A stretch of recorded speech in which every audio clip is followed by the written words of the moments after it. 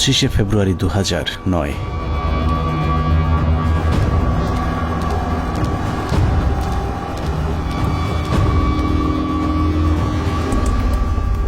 মহাজোট সরকার ক্ষমতায় আসার মাস দেড়েকের মাথায় বর্বরতম এক হত্যাকাণ্ডের মাধ্যমে ভেঙে দেয়া হয় সীমান্তে উঁচু করে যারা শত্রুর সামনে প্রাচীর হয়ে থাকত তাদের মেরুদণ্ড। বিডিআর সেনাবাহিনীর সমন্বয়ে গঠিত সুশৃঙ্খল একটি বাহিনীর মগজে বিষ বাষ্প ঢুকে উস্কে দেয়া হয় হিংসা আর প্রতিশোধের আগুন।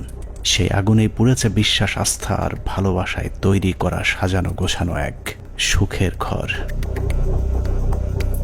পিলখানায় লাগা সে আগুনে শুধু যে 57 সেনা কর্মকর্তাই পুড়েছে তা নয়, সেই সাথে পুড়েছে কয়েক হাজার জওয়ানের সুখ, স্বপ্ন, সংসার। সীমান্ত অরক্ষিত করে ওদেরকে রক্ষিত করা হয়েছে কারারক্ষীদের ঘরে, যেই ঘরে দিন, মাস, বছর করে গুনে গুনে 15 বছর পার হয়েছে সীমান্ত রক্ষীদের। সেই থেকে ওপারের শত্রু যখন খুশি এপারে এসেছে কেউ তাদের বাধা দেয়নি, কারণ ওরাই ছিল আমাদের 1,44,000 বর্গ কিলোমিটার মানচিত্রের সীমানা প্রাচীর, যেই প্রাচীরে ক্ষত ধরিয়েই আমাদের মানচিত্রকে বিক্ষত করা হয়েছিল গেল 15টি বছর। মূলত 2009 সালের 25শে ফেব্রুয়ারি বিডিআরের হত্যাকাণ্ডই আমাদের গেল 15 বছরের ভাগ্য লিখে দিয়েছিল। এই 15 বছর বাংলাদেশের রাজনীতি, শিক্ষা, অর্থনীতি থেকে শুরু করে পুলিশ, প্রশাসন সবকিছু নিয়ন্ত্রণ করেছে ভারত, আর সবচেয়ে বেশি নিয়ন্ত্রণ করেছে বাংলাদেশ সেনাবাহিনীকে, যারাই ছিল একসময় আমাদের অহংকার। নারী, টাকা আর পদের লোভে সেনাবাহিনীর কিছু কর্মকর্তা তাদের মাথা বেচে দিয়েছিল ভারতের কাছে, যাদের পরিকল্পনাতেই খুন হয়েছিল দেশপ্রেমিক 57 জন সেনা কর্মকর্তা।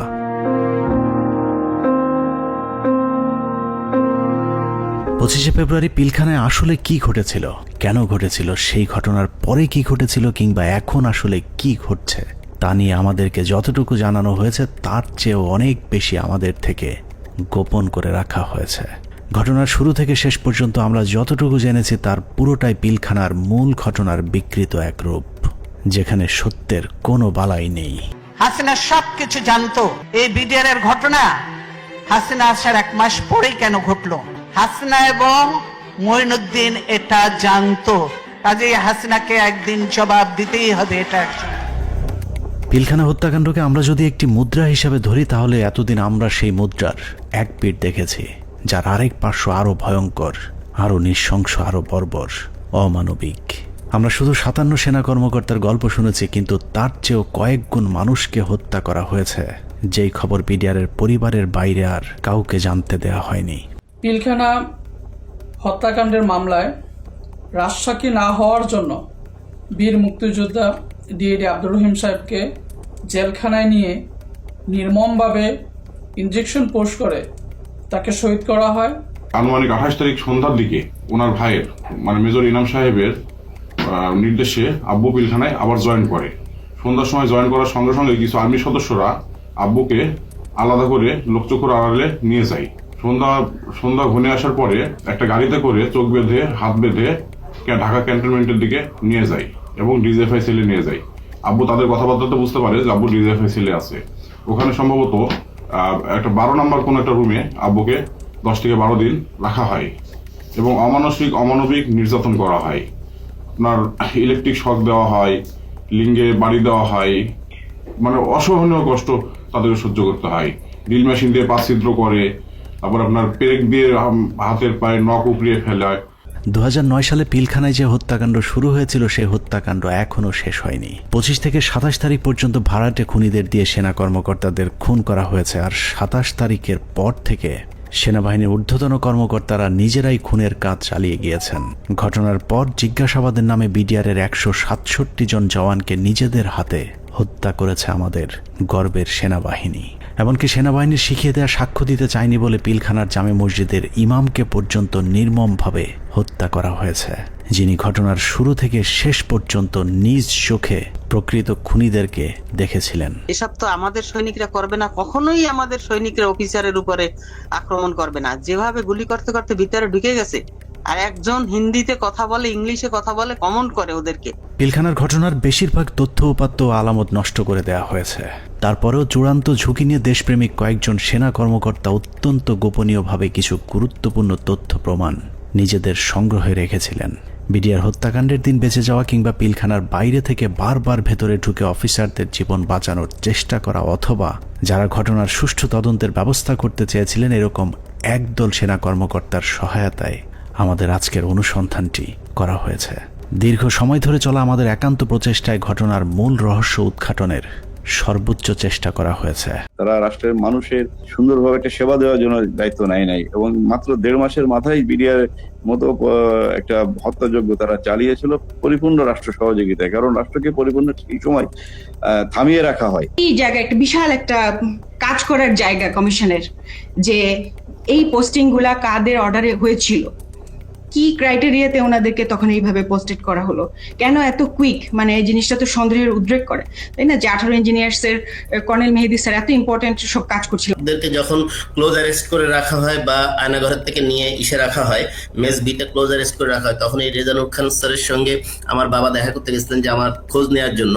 তখন উনি বলেন যে আপনার ছেলে মানে বাংলাদেশের সবচেয়ে বড় সন্ত্রাসী, তার কথা একদম ভুলে যান। পিলখানায় আসার আগের 2 বছর 3 বছর তারা আসলে কি করছিল, কোথায় তাদের পোস্টিং ছিল, তারা কাদের সাথে মেলামেশা করছে। আমাদের অনুসন্ধানে সহায়তাকারী এসব অফিসারদের সকলে বিডিআর হত্যাকাণ্ডের ঘটনায় নির্যাতনের শিকার। কেউ কেউ দীর্ঘ সময় গুমের শিকার, কেউ চাকরিচ্যুত হয়েছেন কিংবা জীবন বাঁচাতে চাকরি এবং দেশ ছাড়তে বাধ্য হয়েছিলেন। ডিজিএফআই কেন আমাদেরকে বাধা দিলেন, উল্টা আর আমাদের সাথে রাগ করলেন যে কেন তোমরা পলাতক এদেরকে ধরে নিয়ে আসলে, তাদের তো পালিয়ে যেতে দেওয়া হচ্ছিল অন্ধকার করে, লাইন কেটে যে তাদেরকে পালিয়ে যেতে দেওয়া হচ্ছিল। এই বিষয়টা অবশ্যই ওই সময় সমস্ত পত্রিকায় এসেছিল। আর 3 নাম্বার হচ্ছে যে এই যে এরা যে মানে বললো যে এরা ঠিক জানে না কে তাদের কমান্ড করছে, এই যে জিনিসটা সবার মুখ ঢাকা ছিল। সো কে কাকে কমান্ড করছে এটা তো চেহারা, যেমন আমার সৈনিক কিন্তু সবাইকে চিনে একটা ইউনিটের, আমি সবাইকে চিনি যে আমাকে অমুক স্যার এটা বলেছে। একে তো ওখানে হচ্ছে প্যারেড উপলক্ষে বিভিন্ন ইউনিটের সৈনিকরা এসেছিল, সবার মুখ ছিল বাধা, এর জন্য ওরা জানতো না যে কার কমান্ডে তারা কাজ করছে। সেনাবাহিনীর মধ্যম সারির এসব সেনা কর্মকর্তাদের সংগ্রহে থাকা কিছু গোপন অডিও ভিডিও ছিল আমাদের অনুসন্ধানের মূল পুঁজি। স্পর্শকাতর এসব তথ্য উপাত্ত নিয়ে আমাদের আজকের অনুসন্ধান।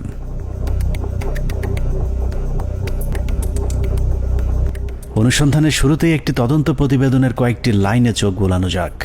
যে প্রতিবেদনটি পিলখানা হত্যাকাণ্ডের পরের 18 কর্মদিবসের মধ্যে তৈরি করা হয়েছিল, কিন্তু আজও পর্যন্ত তা প্রকাশ করা হয়নি। কারণ এই প্রতিবেদনেই ঘটনার মূল রহস্য লুকিয়ে আছে।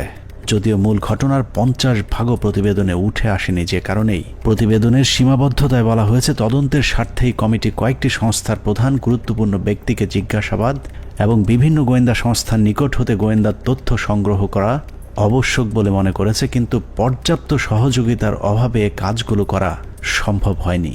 ফলশ্রুতিতে পর্যাপ্ত তথ্য প্রমাণ সহ এই বিদ্রোহ এবং হত্যাকাণ্ডের মূল ষড়যন্ত্রকারীদেরকে শনাক্ত করা এবং ঘটনার পেছনের মূল কারণ বা মোটিভ উদ্ঘাটন করা সম্ভব হয়নি। এছাড়া প্রতিবেদনের মন্তব্যে বলা হয়েছে তদন্ত কমিটি সংশ্লিষ্ট গোয়েন্দা সংস্থা সমূহ যেমন এনএসআই, ডিজিএফআই, র্যাব, সিআইটি এবং পুলিশের এসবিকে তাদের সংগৃহীত বিভিন্ন গোয়েন্দা তথ্য, প্রয়োজনীয় প্রমাণাদি পেশাগত দৃষ্টিকোণ থেকে বিশ্লেষণ করে কমিটির নিকট সরবরাহ করার জন্য অনুরোধ করেছিল, কিন্তু বর্ণিত সংস্থাসমূহ হতে কোনো সহযোগিতা পাওয়া যায়নি। প্রতিবেদনের এই লাইনগুলো পড়লেই বোঝা যায় পিলখানা হত্যাকাণ্ডের পরপর গঠিত ওই তদন্ত কমিটি ঘটনার মূল রহস্য উদ্ঘাটন করুক, এটা সরকার কিংবা সেনাবাহিনী কেউই চায়নি। ওই প্রতিবেদনের মতোই পিলখানা হত্যাকাণ্ডের সবকিছুই আমাদের থেকে আড়াল করে রাখা হয়েছে।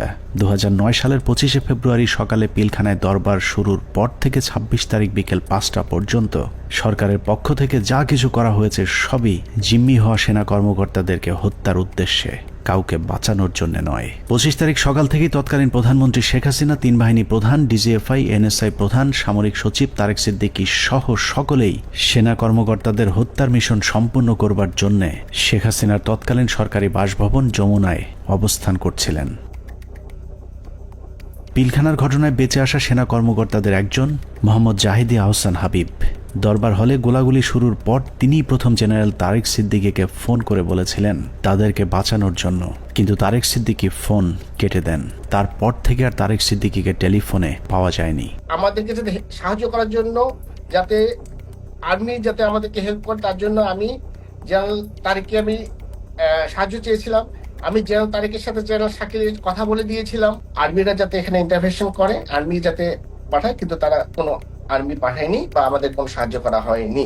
পিলখানা থেকে বেঁচে ফেরা মেজর জায়েদের বক্তব্যের অনুরূপ তথ্য অপ্রকাশিত সেই প্রতিবেদনেও উঠে এসেছে, যেখানে বলা হয়েছে আনুমানিক সকাল 9:30 ঘটিকায় মহাপরিচালক বিডিআর স্বয়ং প্রধানমন্ত্রী, সেনাপ্রধান, মহাপরিচালক র্যাব এবং মহাপরিচালক ডিজিএফ এর সাথে ফোনে কথা বলেন। এ সময় বিডিআর এর ডিজি সুনির্দিষ্টভাবে তাদেরকে জানান 44 রাইফেলস ব্যাটালিয়ন বিদ্রোহ করেছে। এছাড়াও অবরুদ্ধ অন্যান্য সেনা কর্মকর্তাগণও তাদের মোবাইলে সাহায্যের জন্য বিভিন্ন স্থানে টেলিফোন করেন ও SMS পাঠান। আত্মীয় স্বজন, বন্ধু বান্ধব ও সহকর্মীদের তাদের অসহায়ত্বের খবর জানান।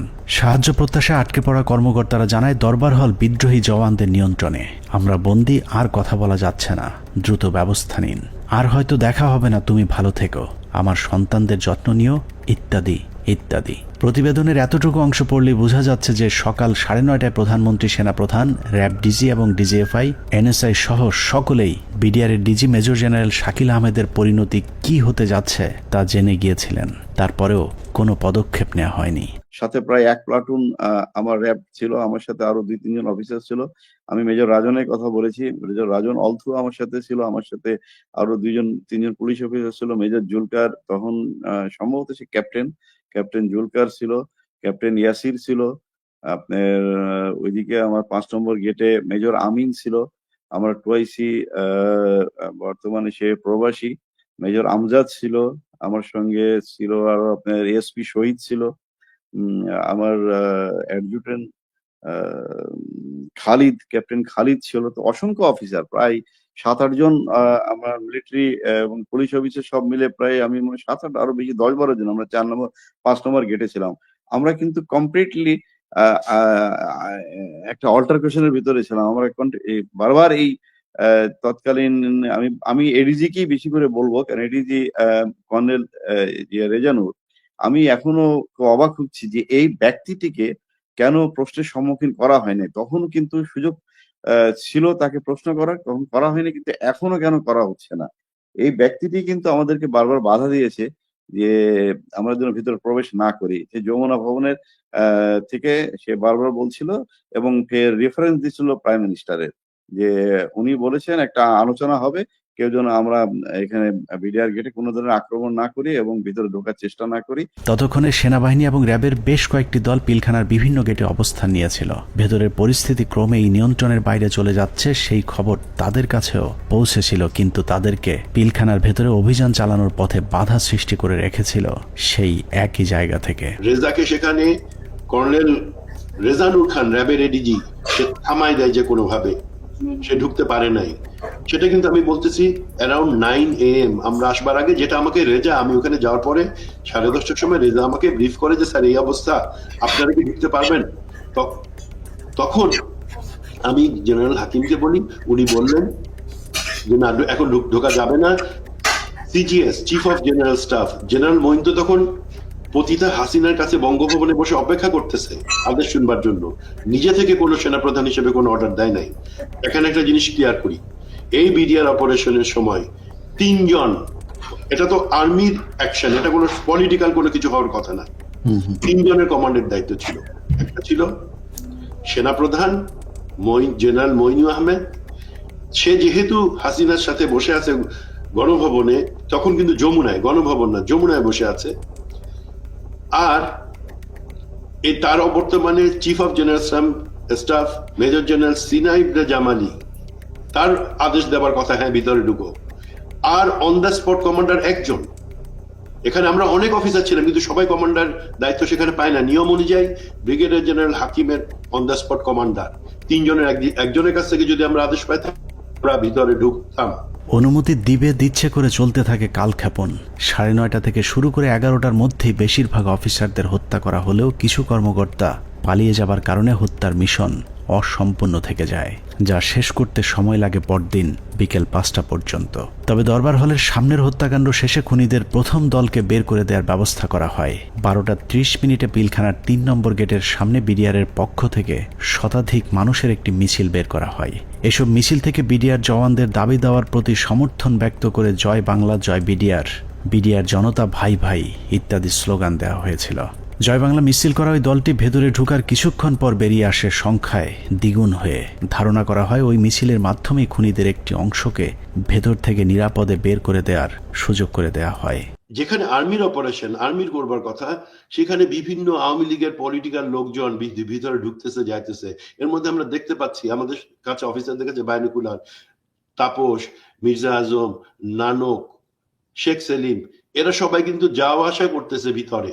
এবং এর মধ্যে আবার দেখলাম কি ছাত্রলীগ যুবলীগ মিলে একটা মিছিল বলে ওই নিউ মার্কেটের গেট থেকে ঢুকলো, তারা 20-25 জন হবে। তারা ঢুকে ওখানে কিছুক্ষণ, পুরাটা তার দেখা যায় না। আবার ঘন্টাখানেক পরে দেখলাম কি সেই মিছিল, তাদের হাতে কিন্তু আওয়ামী লীগের ব্যানার আছে, সেই মিছিল বের হয়ে যাচ্ছে। সেটা সংখ্যা হচ্ছে লোকের এখন 100 থেকে উপরে, 100-125 জন ঢুকছিল, 25 জন বাইরে হয়ে যাচ্ছে। সাথে সাথে আমরা সেটে যারা ছিল তাদেরকে জানালাম যে দেখো এই মিছিলটাকে আটকাও, এদের মধ্যে থেকে কিন্তু ভিতরে যারা কিলার তারা বের হয়ে তাদেরকে বের করে নিয়ে যাওয়া হইতেছে। বিডিআর কমপ্লেক্স যে ভিতরে যত সৈনিকরা ছিল তখন সবাই জাগো বলে যে যেদিকে পারলো বেরিয়ে চলে গেল। এটা হওয়ার কথা না। একটা ট্রেন সোলজার একটা এইভাবে পালিয়ে যেতে পারে না, যখন যতই গুলি হোক, কেননা তার কাছে কোনো অর্ডার আসেনি। এবং এই সময় কিছু অফিসারও কিন্তু পালিয়ে গিয়েছিল। তো আমাদেরকে বের করতে হবে হু অল অর, মানে ওই অফিসাররা কারা কারা। এই সময় পালানোর কথা না।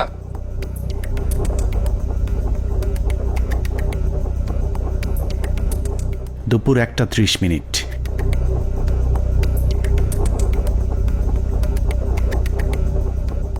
খুনের প্রথম পর্ব শেষ হবার পর শুরু হয় দ্বিতীয় পর্ব।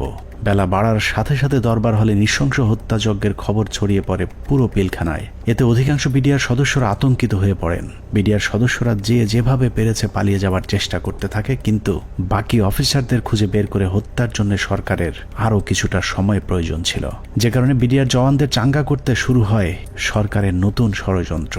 নাটকের এই পর্বে মঞ্চে আসে মুন্নি সাহা এবং জয় মামুন, যারাই প্রথম গুজব ছড়িয়ে দেন পিলখানায় অপারেশন ডাল ভাতের টাকা নিয়ে অসন্তোষের কারণেই বিডিআরের ডিজিকে জিম্মি করেছে বিডিআরের জওয়ানেরা। এর পরপরই সেনাবাহিনী নিয়ে নানা ধরনের উস্কানিমূলক তথ্য প্রচার করতে থাকে বিশেষ কয়েকটি গণমাধ্যম। অফিসারদের কি অবস্থা? অফিসার যারা ছিল দরবার হলে যারা ছিল তাদের কি অবস্থা? তারা অনেকে ভেঙে গেছে, অনেকে আমাদের জিম্মিতে আছে, তাদেরকে কিছু করা হয়নি। ওরা খুব ভালোভাবে জানে বিডিআর এর প্রতি কি অন্যায় অবিচার চলে। আপনাদের তো অনেক দিনের এটা ক্ষোভ, আজকে কেন, আজকে কোন পরিপ্রেক্ষিতে এটা করলেন? উনি বোঝেন না, উনি খালি আশা দেয়। এখন আমরা ওনাদেরকে আটক অবস্থায় রাখছি যাতে আমাদের দাবিগুলা মাননীয় প্রধানমন্ত্রী এবং স্বরাষ্ট্রমন্ত্রী আমাদের দাবি মানবেন। দেখছিলেন মুন্নি সাহার সঙ্গে বিশেষ। এ সময় নিজেদের লেখা বিভিন্ন ধরনের লিফলেট বিডিআরের নামে প্রচার করে গুজব ছড়াতে থাকে স্থানীয় আওয়ামী লীগের নেতাকর্মীরা। পিলখানার ভেতরেও ততক্ষণে বিডিআরের মাঝে ছড়িয়ে দেওয়া হয়েছে মিডিয়া এবং জনগণ আমাদের সাথে আছে। অপারেশন ডাল ভাতের টাকা মেরে খাওয়া সেনাবাহিনীর প্রতি এমনিতেই অনেকের ক্ষোভ ছিল, তার উপর সেনাবাহিনী যে কোনো সময় হামলা চালাতে পারে এমন গুজব ছড়িয়ে অস্ত্র হাতে তুলে দেওয়া হয় বিডিআরের সাধারণ জওয়ানদের হাতে। একদিকে আওয়ামী লীগের বিডিআরের পক্ষে মিছিল, অন্যদিকে গণমাধ্যমের উস্কানিতে হত্যাকাণ্ডে অংশ নেয়নি এমন অনেকেও দুপুরের পর বিদ্রোহী হয়ে ওঠে। জিনিসপত্রের দাম কারা বাড়াইছে শুনবেন? অরিজিনাল সেনা কর্মকর্তারা বিডিআর কে দিয়ে দাম বাড়াইছে। আস্তে আস্তে বর্ডার থেকে সমস্ত মাল নিয়ে আসতো, নিয়ে আসা স্ট্রোক করতো বিডিআর এর প্যারেড গ্রাউন্ডে। স্ট্রোক করে সেই মালগুলি দেশবাসী মাধ্যমে অনেক দিন পর সাপ্লাই করতো, যার কারণে অনেক দাম বেড়ে যেত জিনিসগুলির। যত ডাল ভাতের টাকা আছে সব মেরে খেয়ে ফেলেছে। ডাল ভাতের নামে তারা কোটি টাকা হাতিয়ে নিয়ে গেছে, কোটি টাকা হাতিয়ে নিয়ে গেছে ডাল ভাতের নামে। এরই মধ্যে গণভবনের নতুন ষড়যন্ত্রের অংশ হিসেবে আওয়ামী লীগ নেতা জাহাঙ্গীর কবির নানককে পিলখানার 4 নম্বর গেটে পাঠানো হয়। পিলখানার চারপাশের এলাকা থেকে বাড়িঘর ফেলে মানুষ যখন সরে যাচ্ছিলেন, তখন বীর দর্পে 4 নম্বর গেটের দিকে এগিয়ে যান আওয়ামী লীগের তৎকালীন এলজিআরডি প্রতিমন্ত্রী জাহাঙ্গীর কবির নানক, ফজলে নূর তাপস এবং হুইপ মির্জা আজম। অন্যদিকে প্রস্তুত ছিলেন সাংসদ মাহবুবারা গিনি এবং ওয়ারেসাত হোসেন সহ আওয়ামী লীগের বেশ কয়েকজন নেতাকর্মী। একজন মহিলা এমপি, তো মহিলা এমপিকে কাছে আসার পরে তখন আমি চিনতে পেরেছিলাম। তো আর ওনাদের দুজনকে তো আমি চিনি। তো ওনারা এসে আসে জানানোর পরে ফরেস্ট গার্ডের কাছে এসে মহিলারা জিজ্ঞেস করলেন যে আমি কি একটা সাদা পতাকা পেতে পারি। তো স্যার তখন পিছন দিকে ঘুরে তাকালেন, ঘুরে তাকিয়ে সৈনিককে জিজ্ঞেস করলেন যে তোমাদের কারো কাছে কোনো সাদা পতাকা বা এরকম কোনো কিছু আছে কিনা। তো তৎপরিবর্তিতে ওখান থেকে ওরকম সাদা পতাকা কোনো কিছু না পাওয়াতে উনি স্যার বললেন যে আমার কাছে একটা রুমাল আছে, এটা চলবে কিনা। উনি ওটা দিয়ে দিলেন, বাট ওনারা এই সময় স্যার কিন্তু ওনাদেরকে জিজ্ঞেস করলেন যে আপনারা যে এখান দিয়ে যাবেন তো ওখান থেকে গুলি হচ্ছে, তো তখন ওই মহিলা এমপি গিনি বলেছিলেন যে না আমাদেরকে গুলি করবেন বা গুলি আসবে না আমাদের দিকে, আপনি এটা নিয়ে চিন্তা করবেন। তো এই জিনিসগুলো কিন্তু কিছু সিগনিফিকেন্ট জিনিস, তখন এগুলো অর্থ বুঝি নাই যে ওনারা এইভাবে এত কনফিডেন্ট, বাট এগুলো যেমন পরবর্তীতে জীবনে আসার পরে আমি বুঝতে পেরেছি যে আচ্ছা এইটার মানে তাহলে এই জিনিসটা দাঁড়ায়। আওয়ামী লীগের ওই প্রতিনিধি দলকে পেয়ে বিডিআর সদস্যরা মনে করেছিল তারা হয়তো বিডিআরকে বাঁচাতেই এসেছিল, কিন্তু এটাই ছিল বিডিআরের জন্য সবচেয়ে ভয়ঙ্কর ফাঁদ, যেই ফাঁদে পা দেয় পিলখানা হত্যাকাণ্ডের পুরো দায় বিডিআরের উপর চলে আসে। পিলখানা 4 নম্বর গেটে যখন নানক আজমদের নেতৃত্বে আওয়ামী লীগের একটা দল পিলখানার ভেতরে পৌঁছায়, তখন বিডিআরের পোশাক পরা কিছু লোক তাদের সাথে বেশ কিছুক্ষণ কথাবার্তা বলেন। তাদের মধ্যে কি কথা হয়েছে সেটা জানা না গেলেও এর পরপরই বিডিআরের কয়েকজন ব্যক্তিকে সামনে নিয়ে আসা হয় যাদের নাম এর আগে কখনো শোনা যায়নি। তাদের মধ্যে একজন ডিএডি তৌহিদ, যাকে আমরা পিলখানা হত্যাকাণ্ডের কথিত মূল হোতা হিসেবে এতদিন ধরে জেনে এসেছি। নানক আজমদের সাথে বৈঠক করা ওই দলটি ডিএডি তৌহিদ সহ কয়েকজন ডিএডিকে খুঁজতে থাকেন। বিডিআরের পোশাক পরা ওই দলটি ডিএডি তৌহিদের পিলখানার বাসায় গিয়ে তৌহিদের সন্ধান চেয়েছিলেন, কিন্তু বিডিআরের পোশাক পরা থাকলেও ডিএডি তৌহিদ সেনাবাহিনী নাকি বিডিআরের কর্মকর্তা সেটাও তারা জানতেন না। আমার বাসার সামনে নেম প্লেট ছিল তৌহিদ লেখা, জিজ্ঞেস করতেছে যে তৌহিদ উনি কি বিডিআর না আর্মি? আমি বলছি উনি বিডিআর এর র্যাঙ্ক কি?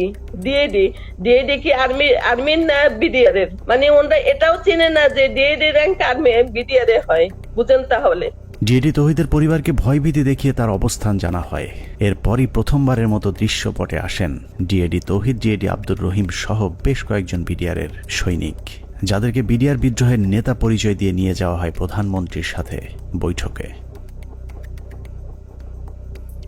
বেলা 3:40 বিডিআরের 14 দলের একটি প্রতিনিধি দল শেখ হাসিনার বাসভবন যমুনায় প্রবেশ করেন। পিলখানা হত্যাকাণ্ড নিয়ে করা গোপন সেই প্রতিবেদনে উল্লেখ করা হয়েছে, বিডিআরের ওই প্রতিনিধি দলটি যমুনায় শেখ হাসিনার সাথে বৈঠকের সময় সেখানে আর কাউকে থাকতে দেওয়া হয়নি। অর্থাৎ পিলখানার ভেতরে সেনা কর্মকর্তাদের ভাগ্যে কি ঘটেছিল সেই খবর একমাত্র শেখ হাসিনাকেই জানানো হয়েছিল। যমুনায় বৈঠক শেষে বিডিআরের প্রতিনিধি দল গেটের বাইরে আসার পর অপেক্ষমান সাংবাদিকদের সাথে কথা বলেন। সেখানে নানান প্রশ্নের জবাব দেওয়ার পর ভেতরে কতজন শহীদ হয়েছেন সেটা নিয়ে জিজ্ঞেস করতেই ডিএডি তৌহিদকে সেখান থেকে সরিয়ে নিয়ে যায় জাহাঙ্গীর কবির নানক।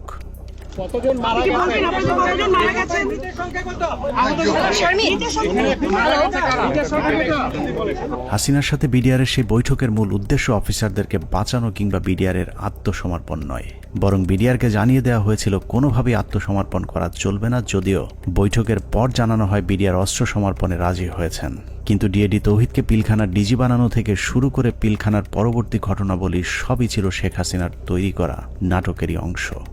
মাননীয় প্রধানমন্ত্রী তাদের আবেদনের পরিপ্রেক্ষিতে, বিডিআর সদস্য ভাইদের আবেদনের পরিপ্রেক্ষিতে আজকের ঘটনার সাধারণ ক্ষমা ঘোষণা করেছেন। সে বৈঠকের পর রহস্যজনক একটি বিষয় লক্ষ্য করা যায়। শেখ হাসিনা বিডিআরের প্রতিনিধি দলের সাথে বৈঠকে পিলখানায় আটকে পড়া নারী ও শিশুদের মুক্তির দাবি করলেও জিম্মি থাকা সেনা কর্মকর্তাদের মুক্তির বিষয়ে কোনো কথা বলেননি। ভিতরে যারা মহিলা, শিশু, সন্তানদের নিয়ে যারা আটকা পড়েছেন হেডকোয়ার্টারের ভিতরে, তাদেরকে এই মুহূর্তে তারা যাওয়ার পরিস্থিতি ব্যবস্থা করে দিবেন। কেন শুধুই নারী শিশুদের মুক্তি চাওয়া হয়েছিল সেই প্রশ্নের উত্তর জানতে আমরা 2009 সালের একটি জিজ্ঞাসাবাদের অডিও শুনে আসব, যেখানে পিলখানা হত্যাকাণ্ডে অভিযুক্ত হিসেবে জাহাঙ্গীর কবির নানককে সেনাবাহিনীর বিশেষ একটি তদন্তকারী দল জিজ্ঞাসাবাদ করেছিলেন। যদিও সেই অনুসন্ধান আর চলতে দেওয়া হয়নি, তারপরেও সেদিনের জিজ্ঞাসাবাদে কি কথা হয়েছিল তার পুরো ক্যাসেটটি সেনাবাহিনীর একটি সূত্র আমাদের কাছে পাঠিয়েছে।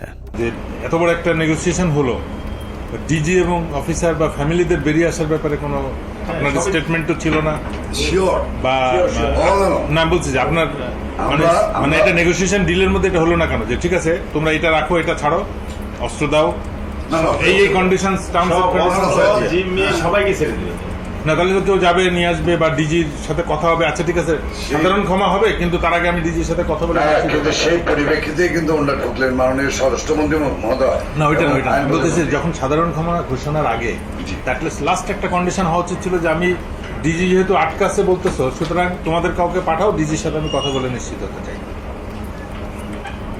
মানে তখন কিন্তু অলরেডি দেশের 16 কোটি মানুষ কোনো না কোনো ভাবে আন্দাজ করে ফেলছে যে ডিজি মারা গেছে।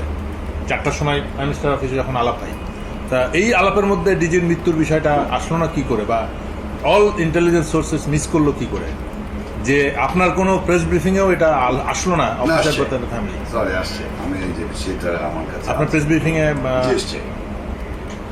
শুধু জিম্মির ব্যাপার আসছে, বা ডিজি বা তার অন্যান্য অফিসারদের রিলিজের ব্যাপারে যারা আটক আছেন তাদেরকে পার্টিকুলার ডিজি কথা বলা হয়নি স্যার।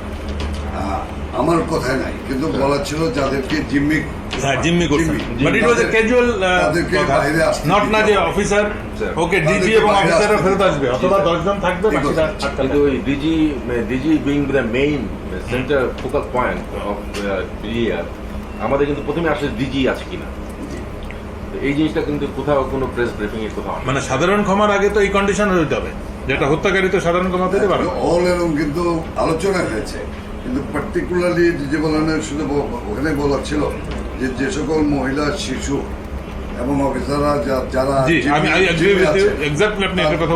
জিম্মি, এই শব্দটা বলা হচ্ছে। আপনি বলেছেন যে সমস্ত মহিলা, শিশু, but you never talked about office DG এবং অন্যান্য অফিসার। স্যার, আমি আপনাকে আপনার ভিডিও ক্লিপটা শোনাতে চাচ্ছি না, একটু আমি দেখে। সেনা কর্মকর্তাদের মুক্তি না চাওয়াটা কোনো ভুলবশত ঘটনা নয়, বরং শেখ হাসিনা জানতেন ওইসব কর্মকর্তাদেরকে এরই মধ্যে হত্যা করা হয়েছে, যে কারণেই তাদের মুক্তি না চেয়ে বরং নিহত সেনা কর্মকর্তাদের লাশ গুম এবং বেঁচে যাওয়া বাকি কর্মকর্তাদের খুঁজে খুঁজে মারার জন্য আরও কালক্ষেপণ করা হয়েছিল। সে কারণে বৈঠক শেষে বিডিআরের সদস্যরা পিলখানায় যাবার পর আবারও নতুন করে গোলাগুলি শুরু হয়। অপ্রকাশিত ওই প্রতিবেদনে বলা হয়েছে, এ সময় বিদ্রোহীরা তাদের অপকর্মের সুবিধার্থে পিলখানার অভ্যন্তরে বিশেষ বিশেষ স্থানে বিদ্যুৎ নিভিয়ে দেয়, কিন্তু সরকারের পক্ষ থেকে ওইসব এলাকায় বিকল্প ব্যবস্থায় আলোকিত করার কোনো ব্যবস্থা করা হয়নি এবং তদন্তকারী দল এ ব্যাপারে কোনো সদুত্তরও দেয়নি। প্রতিবেদনের পরের অংশে অত্যন্ত গুরুত্বপূর্ণ কিছু তথ্য দেওয়া হয়েছে, যেখানে বলা হয়েছে সরকার ঘোষিত সিদ্ধান্ত ও আলোচনার প্রেক্ষিতে পিলখানার ভেতরে আটককৃত অফিসার ও তাদের পরিবারের সদস্যদের বের করে আনার সুযোগ হতে পারে, এ চিন্তায় ডিএমপির 10টি ট্রাক ও 10টি বাস 4 নম্বর গেটের সামনে নিয়ে যাওয়া হয়। সেই 10টি ট্রাক ও 10টি বাসে করে কাদেরকে নেওয়া হয়েছিল সেই প্রশ্নের উত্তর পাওয়া গেলেই অনেক কিছু পরিষ্কার হয়ে যাবে। রাত 8টায় হোটেল আম্বালাইনে শুরু হয় নাটকের আরেক পর্ব। বিডিআর প্রতিনিধি দলের সাথে তৎকালীন স্বরাষ্ট্রমন্ত্রী অ্যাডভোকেট সাহারা খাতুনের আবারও বৈঠক শুরু হয়। এ সময় তার সাথে পুলিশের আইজিপি, র্যাবের ডিজি, গোয়েন্দা সংস্থার কর্মকর্তা ছাড়াও যথারীতি নানক ও আজমও উপস্থিত ছিলেন। এসব আলোচনাগুলোতে আসলে বিডিআরের কোনো সিদ্ধান্ত জানানোর সুযোগ ছিল না। সরকারের পক্ষ থেকে যা সিদ্ধান্ত নেওয়া হতো সেটাই বিডিআরের দাবি বলে প্রচার করা হয়েছে। ওই মিটিং শেষে গণমাধ্যমকে আবারও জানানো হয় বিডিআর অস্ত্র সমর্পণে রাজি হয়েছেন, তবে সেনাবাহিনীর কাছে নয়, তারা পুলিশের কাছে অস্ত্র সমর্পণ করবেন। কথা মতো রাত 1টায় স্বরাষ্ট্রমন্ত্রী সাহারা খাতুন, আইন প্রতিমন্ত্রী অ্যাডভোকেট কামরুল ইসলাম এবং পুলিশের মহাপরিদর্শক সহ আওয়ামী লীগের কয়েকজন নেতাকর্মী একটি বিশেষ গাড়ি যোগে পিলখানার ভেতরে প্রবেশ করেন। আওয়ামী লীগের প্রতিনিধি দলের পিলখানায় যাবার মূল উদ্দেশ্য কি ছিল সেটা পরিষ্কার হয়ে যাবে তাদের সন্দেহজনক কিছু কার্যক্রম দেখলেই। প্রতিনিধি দলের প্রথমেই সেনাবাহিনীর জিম্মি থাকা কর্মকর্তাদের খুঁজে বের করার কথা থাকলেও সাহারা খাতুন সহ প্রতিনিধি দলটি কয়েকটি বাসায় গিয়ে মাত্র 15 জনকে উদ্ধার করে নিয়ে আসেন। অথচ সেনাবাহিনীর কর্মকর্তারা কোথায় আছেন, তাদের পরিবারের কি পরিণতি হয়েছে, এ ব্যাপারে কোনো আগ্রহ দেখায়নি আওয়ামী লীগের ওই প্রতিনিধি দলটি। গণমাধ্যম যেন এ বিষয়ে কোনো প্রশ্ন তুলতে না পারে সেজন্যও শুধুমাত্র বিটিভির একজন পরীক্ষিত আওয়ামী সাংবাদিককে পিলখানার ভেতরে নিয়ে যাওয়া হয়, যার নাম মুশফিকা নাজনীন, যিনি মুন্নী শাহর ঘনিষ্ঠ বান্ধবী। 25 তারিখ থেকে পরবর্তী কয়েকদিনের সব অপকর্মের সাক্ষী সাংবাদিক মুশফিকা নাজনীনকে জিজ্ঞাসাবাদ করলে ওই রাতের অনেক প্রশ্নের উত্তর পাওয়া যাবে। সেই রাতে সবচেয়ে রহস্যজনক ঘটনা হলো, হোটেল আম্বালায় বৈঠক শেষে সাংবাদিকদের জানানো হয়েছিল বিডিআর সেনাবাহিনীর পরিবর্তে পুলিশের কাছে অস্ত্র সমর্পণে রাজি হয়েছে। অথচ সরকারের প্রতিনিধি দলটি 10,000 বিডিআরের অস্ত্র জমা নিতে পিলখানায় আইজিপি ছাড়া কোনো পুলিশ সদস্য তাদের সাথে নেয়নি। ভেতরে কেন পুলিশ নিয়ে যাওয়া হয়নি সেই বিষয়টি জানতে 2009 সালের 27 ফেব্রুয়ারি অ্যাডভোকেট কামরুল ইসলামকে জিজ্ঞাসাবাদ করেছিল তদন্তকারী দল। সেই রেকর্ডের একটি কপি আমাদের অনুসন্ধানে উঠে এসেছে। কোর্টের থেকে যখন বেরিয়ে আসেন মাননীয় স্বরাষ্ট্রমন্ত্রী বলেন যে ঠিক আছে আপনারা জমা দিতে থাকেন, আমরা যাই। আমি যাই না জমা রাখার পর, যেটা উনি বাইরে এসেও মিডিয়াকে বলেছিলেন যে হ্যাঁ ওনারা জমা দিচ্ছেন, আমি চলে আসছি। হ্যাঁ এইটাই মনে হয় এরকম চাবি নিছে না দিছে, সকাল পর্যন্ত তারা সব জমা করে দেবে, সকাল পর্যন্ত তারা সব জমা করে দেবে। আমাদের 8টা সাড়ে 8টার মধ্যে আমরা আবার পুলিশের হ্যান্ড ওভার করে দেবে পিটিআই। এটাই কিন্তু ফাইনাল কথা আমাদের সাথে। সেই অনুযায়ী সকালে আমরা গেছি ওখানে। মানে পুলিশকে হ্যান্ড ওভার করবে, কিন্তু কোনো পুলিশ যায়নি ভিতরে। সকালে তো পুলিশ না বলছি যে না, রাত্রে যে হ্যান্ড ওভার হলো, রাত্রে তো পুলিশের কাছে যায় নাই অস্ত্র, সুতরাং তাদের কাছে ছিল, তাদের কাছে রয়ে গেল। যাই হোক পুরো ঘটনাটা যে পরিকল্পিত সেটা বিটিভির ধারণ করা ওই ফুটেজ দেখলেই বোঝা যাবে। বিডিআর এর সকল সদস্যের অস্ত্র সমর্পণ করার কথা থাকলেও হাতে গোনা কয়েকজন তাদের অস্ত্র জমা দেয়। ছোট একটি টেবিলের উপর যখন বিডিআর সদস্যরা অস্ত্র জমা দিচ্ছিল, ঠিক একই সময়ে অন্য বিডিআর সদস্যরা অস্ত্র হাতে নিয়ে বীরের মতো পাশে হাঁটাহাঁটি করছিলেন। ঘটনার এখানেই শেষ নয়। অস্ত্র সমর্পণের নাটক শেষে যারা অস্ত্র জমা দিয়েছিলেন তারাই আবার জমা দেওয়া অস্ত্রগুলো হাতে তুলে নিচ্ছিলেন। বিটিভির ক্যামেরাম্যান হয়তো ভুলক্রমে নাটকের বাইরের ওই দৃশ্য ধারণ করে ফেলেছিলেন। 25 তারিখ রাত যতই গভীর হয়েছে, সরকারের ষড়যন্ত্র ততই দিনের মতো পরিষ্কার হতে থাকে। সরকারের পরিকল্পনায় রাতে বিডিআরের আত্মসমর্পণের দাবি করে পিলখানায় ঢোকা সরকারি প্রতিনিধি দল ভোর 4:10 বেরিয়ে আসে নিজেদের বাছাই করা মাত্র 15 জন জিম্মিকে উদ্ধার করে।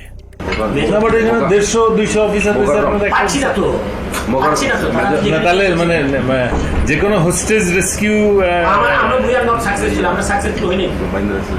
মানে যে কোনো হোস্টেজ রেস্কিউ অপারেশনের প্রথম তো আমার হোস্টেজের কে কে আছে, অফিসার এবং তার পরিবার। কয়জন অফিসারকে আমার সাথে আনলাম, কয়জন প্লাস হোস্টেজের মধ্যে সব থেকে বড় হোস্টেজ যেটা ডিজি এবং তার পরিবার, তাদের কেউই আসলো না। তাদের বেঁচে আছে না মরে গেছে তাও জানলাম না। তাহলে হোস্টেজ অপারেশন কি হবে? রেস্কিউ করতে যান, ইনসিডেন্টালি তখন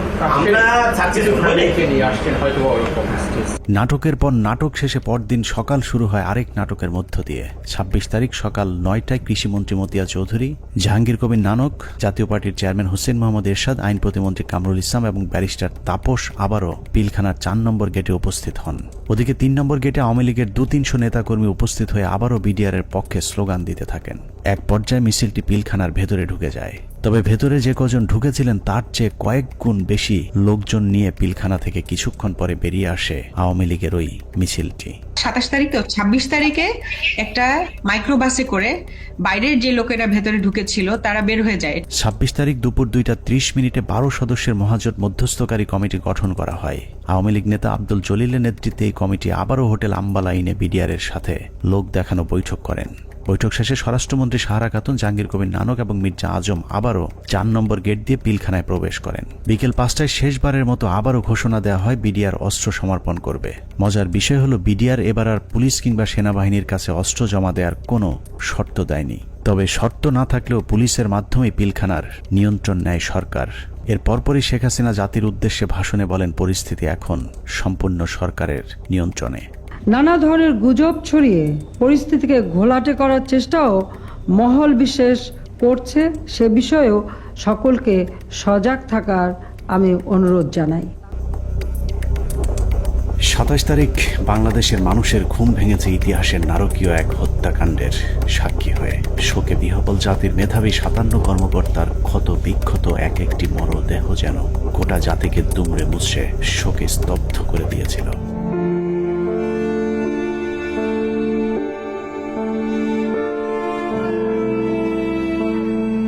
এভাবেই শেষ হয় শ্বাসরুদ্ধকর পিলখানা ট্র্যাজেডির 33 ঘন্টা। পিলখানার ঘটনা নিয়ন্ত্রণে আনতে কেন 2 দিন সময় লাগলো? একজন অফিসারকেও জীবিত উদ্ধার না করলে সরকার এই 2 দিনে আসলে কি পদক্ষেপ নিয়েছিল সেটা জানতে আমরা পিলখানা হত্যাকাণ্ডের শেষ 1 ঘন্টার একটি ঘটনা দেখে আসব। 27 তারিখ বিকেল 5টায় বিডিআরের অস্ত্র সমর্পণের ঘণ্টাখানেক আগে শেখ তাপসের নেতৃত্বে একটি দল শেষবারের মতো মাইকিং করে জীবিত কেউ থাকলে বের হয়ে আসার অনুরোধ করেছিলেন। মাইকিং শুনে যেসব সেনা কর্মকর্তারা জীবন বাঁচাতে গাড়ির কাছে গিয়েছিলেন তাদের একজন ক্যাপ্টেন তানভীর, যার লাশ এখনো খুঁজে পাওয়া যায়নি। আমাদের হাতে আসা একজন সিপাহীর জিজ্ঞাসাবাদের একটি রেকর্ডে ক্যাপ্টেন তানভীর সম্পর্কে গুরুত্বপূর্ণ তথ্য পাওয়া গেছে। উনি হচ্ছেন আমাদের এমপি তাপস। তখন উনি আমার দিকে বড় বড় করে চোখ থেকে তাকালেন, এমপি তাপস। ওনাকে বলছে ঠিক আছে তাহলে গাড়িতে উঠে। আমি বললাম স্যার আমাকে নিয়ে যান, আমি এখানে একা কি করবো? বলছে না তুমি 1 নম্বর গেট দিয়ে, তারপরে বলতো 1 নম্বর গেট দিয়ে তুমি বাইরে চলে যাও। বললাম ওনাকে গাড়িতে উঠে চলে যাবে। এর মধ্যে তাদের স্যার আমার হাতে হাত রাখে একে বলে মহে তুমি কোনো চিন্তা করো না, তুমি বাসা চলে যাও। চলে গেলেন গাড়ি নিয়ে, আমি চলে আসলো। অনুসন্ধানে জানা যায় বিডিআর সৈনিকদের জিজ্ঞাসাবাদের সময় গোপনে রেকর্ড করা এই বক্তব্যটি সিপাহী মুহিতের, যিনি বিডিআর হত্যা মামলার ৭০ নম্বর আসামি। জিজ্ঞাসাবাদের সময় একজন সেনা কর্মকর্তার কাছে সিপাহী মুহিত ক্যাপ্টেন তানভীরের ভাগ্যে আসলে কি ঘটেছিল তার বিশদ বর্ণনা দিয়েছেন। কোনোভাবেই কিছু হয় না। উনি এখান থেকে ফোনে কথা বললেন, আমার মোবাইলে কথা বললেন, দুইবার। এক জায়গায় সার বললেন, আরেক জায়গায় চুরি করে কথা বললেন। তখন আমার মোবাইলেরও চার্জ নাই, মোবাইল বন্ধ হয়ে গেছে, আমিও কথা বলতে পারলাম না। আমি আরো সারা রাগারাগি করছি স্যার আপনার জন্য, আমিও আমার পরিবারের সাথে কথা বলতে পারলাম না। সিপাহী মুহিতের বক্তব্য অনুযায়ী ক্যাপ্টেন তানভীর সবশেষ তার স্ত্রীর সাথে মুহিতের মোবাইল ফোনে কথা বলেছেন এবং ফোনের চার্জ শেষ হয়ে যাবার পর লাইন কেটে যায়। ঘটনার সত্যতা জানতে আমরা তানভীরের স্ত্রীর সাথে কথা বলেছিলাম। তানভীরের স্ত্রীও ঠিক মুহিতের মতো একই বক্তব্য দিয়েছেন। ফোনে কথা বলতে বলতে কি ফোন কেটে গিয়েছিল, এরকম কিছু মনে করতে পারেন? এরকম ফোন হয় কেটে গিয়েছিল বা কোনো আর সাউন্ড পরে শুনতে পাইনি। তার মানে সিপাহী মুহিত এবং তানভীরের স্ত্রী দুজনের বক্তব্যে এটা পরিষ্কার যে ক্যাপ্টেন তানভীরকে বিডিআর নয়, তাপস নিজেই হত্যা করেছে। অতএব তাপসই বলতে পারবে তানভীর কি জীবিত নাকি তাকে মেরে ফেলা হয়েছে।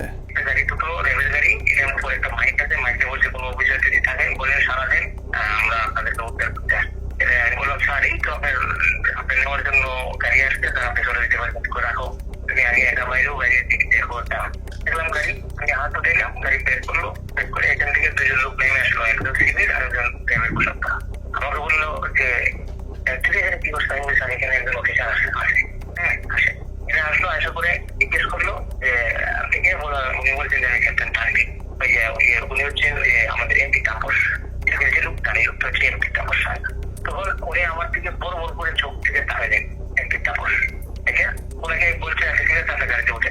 সূত্র জানিয়েছে মুহিতের জিজ্ঞাসাবাদের এই রেকর্ডটি সিআইডিতে থাকাকালীন সেনাবাহিনী এবং র্যাবের কয়েক দফা জিজ্ঞাসাবাদ শেষে মুহিতকে সিআইডিতে জিজ্ঞাসাবাদের সময় মুহিত বলেন, আমার কোনো দোষ নেই, আমার অপরাধ একটাই, তা হলো জিজ্ঞাসাবাদে আমি ক্যাপ্টেন তানভীরকে তাপসের গাড়িতে তুলে দেওয়ার কথা সেনাবাহিনীর কর্মকর্তাদেরকে জানিয়েছিলাম। কোনো একটি জিজ্ঞাসাবাদের সময় তাপস নিজে উপস্থিত থেকে মুহিতকে নির্যাতন করেছেন বলেও অভিযোগ করতে শোনা যায় সিপাহী মুহিতের ওই গোপন রেকর্ডে। তানভীর স্যারকে ফোন করেন, তানভীর স্যারে আমি তানভীর স্যারকে পাঠাইছি, তানভীর স্যারকে তাপস স্যারের গাড়িতে উঠে দিচ্ছি, উনি যা বলবে তাই। উনি যদি আমি বলে যে আমি ওনাকে পাঠাই না, তাহলে আমার বাড়িটা তিনি বলছি তাপসের কথা, আমাকে এমন পিছনে দিল, দিয়ে আমাকে নিয়ে আবার সেনের ভিতরে রাখলো। রাখার পরে আবার লোক আসছে, তাপস সাহ আসছে, তাপস সাহকে নিয়ে আসে। তারা এনে বলে স্যার ওই সাওয়ার বেটা সবাই আপনার বলে আপনাকে তানভীরকে নাকি আপনি নিয়ে আসতে নিয়ে আসে। সে এমন জোরে থাপ্পড় মারলো আমাকে একটা, আমি একটা বাড়িতে বলে গেলাম। উঠাইলো, উঠাই বলছে তুই এই কথা আর কখনো যাতে তোর মুখ দিয়া না আসে। পিলখানা ট্র্যাজেডির ৩৩ ঘন্টা মূলত সেনাবাহিনীর যেসব অফিসার বেঁচে ছিলেন তাদেরকে খুঁজে খুঁজে মারার জন্যই কালক্ষেপণ করা হয়েছিল, যে অভিযানের শেষ হয় তানভীরকে গুম অথবা খুন করার মধ্য দিয়ে। বিএম এর ক্যারেট দিয়ে দিতে পারতো, 5 জন করে প্রত্যেক বছর এখানে দেওয়া যায়, সেটা যদি না দিতে পারতো তাহলে তাদের দিতে পারতো। কিন্তু এরা তো জানে যে আমার অফিসার না, সে জানে যে এটা আর্মির অফিসার। আর্মি থেকে পার্মানেন্ট যদি চলে আসতো তাহলে সে জানতো এটা আমার অফিসার, কোন অবস্থায় মারতো না, মারতে গেলে নিজেদের মধ্যে যুদ্ধ লেগে যেত। পিলখানা ট্র্যাজেডি বলতে আমরা শুধুই 25 থেকে 27 ফেব্রুয়ারির হত্যাকাণ্ডকেই জানি, কিন্তু পিলখানার মূল ট্র্যাজেডির শুরু হয়েছিল বিডিআর অস্ত্র সমর্পণের পর। সিপাহী মুহিতের মতো যারাই মূল ঘটনা তুলে ধরতে চেয়েছিলেন তাদেরকেই ঠান্ডা মাথায় হত্যা করা হয়েছে। 2009 সালের মার্চের 3 তারিখ বিডিআরেরা কাজে যোগ দেওয়ার পর থেকে জিজ্ঞাসাবাদের নামে সেনাবাহিনী মোট 108 জন বিডিআর জওয়ানকে হত্যা করেছে। এদের মধ্যে কয়েকজন ঘটনার পরিকল্পনার সাথে জড়িত, বাকিরা গুরুত্বপূর্ণ সাক্ষী। নিরীহ এসব বিডিআর সদস্যদের মৃত্যুর কারণ, পোস্টমর্টেম রিপোর্ট কিংবা হত্যাকাণ্ডের তদন্ত কোনো কিছুতেই বিডিআর পরিবারকে হস্তক্ষেপ করতে দেওয়া হয়নি। এমনকি গণমাধ্যমে কথা বলা নিয়েও দেয়া হয়েছিল কঠোর নিষেধাজ্ঞা। পিলখানা হত্যাকাণ্ডের পর জিজ্ঞাসাবাদে যারাই সত্য ঘটনা তুলে ধরতে চেয়েছে তাকেই হত্যা করা হয়েছে, কারণ পিলখানা হত্যাকাণ্ডের পরিকল্পনার সাথে সেনাবাহিনী এবং আওয়ামী লীগের কোন কোন ব্যক্তি জড়িত ছিল তা একমাত্র বিডিআর সদস্যরাই জানত, যে কারণে বিডিআরের গুরুত্বপূর্ণ সাক্ষীদেরকে জিজ্ঞাসাবাদের নামে নির্মমভাবে হত্যা করা হয়। আমি কেন 16 বছর জেল খাটলাম, এই জেল খাটার যে কারণ, এই কারণ আজ পর্যন্ত আমি আবিষ্কার করতে পারি নাই। আমার কাছে অত্যন্ত আশ্চর্যের কোয়েশ্চেন ছিল যে একটা নিরপরাধ মানুষকে কিভাবে 16টা বছর একটা দেশের বিচার বিভাগ আটকিয়ে রাখতে পারে। পিলখানার ভিতরে হত্যাকাণ্ডের সময় ভাই একটা পরিষ্কার একটা ছাই রঙের একটা পিকআপ ছিল, আমার সেলিম যেটা বলে, স্যার আমাদের মারার কোনো পরিকল্পনা ছিল না, দেখেন আমিও ইনজুর্ড, মানে রিকোয়েস্টেড গুলি তার হাতে লেগেছিল, আমাকে দেখাইছি, আমি দেখছি, তার কাছে কাগজও ছিল। তা আমি বললাম যে তুমি তো সবারে কাম 1 by 1 বললা, তো ঘটনা এটা কেন? তো স্যার আমরা তো এর মধ্যে ছিলাম না, আমার কথা ছিল, আমাদের পরিকল্পনা একরকম ছিল, এখানে এটা ছিল না, কিন্তু বাইরে থেকে একটা পিক আপ আসে, এই পিক আপ থেকে গুলি করে, তো সেখানে তো স্যার আমাকেও চিনে না, ওই সাদ্দর যে এক লাইনে ছিল, তো গুলিটা সাদ্দের গায়ে লাগে, ওই গুলির একটা অংশ আমার গায়ে লাগে। এইটা করে সম্পূর্ণ বহিরাগত। আমি বিশ্বাস করি এটা ভারত থেকে আসা, যাদেরকে পরে সুন্দর করে পার করে দেওয়া হয়, একটা অংশ চলে যায় গাড়িতে করে আসাদুজ্জামান নূর এলাকার ওই এলাকা দিয়ে, আরেকটা অংশ যায় বিমানে। এই অংশটাকে ফলো করে ডিজিএফআই, তাদেরকে ঢুকতে দেওয়া হয়নি এয়ারপোর্টে। আমি সেটা বের হয়ে যায় অ্যাম্বুলেন্সের মাধ্যমে, আঞ্জুমান মফিজের এই অ্যাম্বুলেন্সের মাধ্যমে চলে যায়। তো এটা সম্পূর্ণ বহিরাগত পরিকল্পনা, সহযোগিতা করে আমাদের কিছু সেনাবাহিনী অফিসার, ভিতরে ছিল কর্নেল শামস তার ব্যাটালিয়নের সদস্য, আর বাইরে তো বললাম রেজানুর কাজ করে নাই। আর আমাদের শেখ হাসিনা যদি থাকে জড়িত, কে কি কাজ করবে, কাজ করতে পারে নাই। তবে আমি মনে করি দায়িত্ব পালনের অনীহা, এই কারণে সবাইকে আইনের আওতায় নিয়ে আসা উচিত। আমাদের দুর্ভাগ্য, মইনুল আমাদের সেনাপ্রধান ছিলেন, এটা আমাদের লজ্জা। পরবর্তীতে সেনাপ্রধান থাকেন জেনারেল মুবিন, ইনিও এই অনাচার করে গেছেন। হত্যাকাণ্ডের সবচেয়ে গুরুত্বপূর্ণ সাক্ষী ছিলেন পিলখানা জামে মসজিদের পেশ ইমাম মাওলানা মোহাম্মদ সিদ্দিকুর রহমান। দরবার হলে সেদিন কি ঘটেছিল তার সবচেয়ে কাছ থেকে তিনিই দেখেছিলেন। সে ছিল মেন সাক্ষী।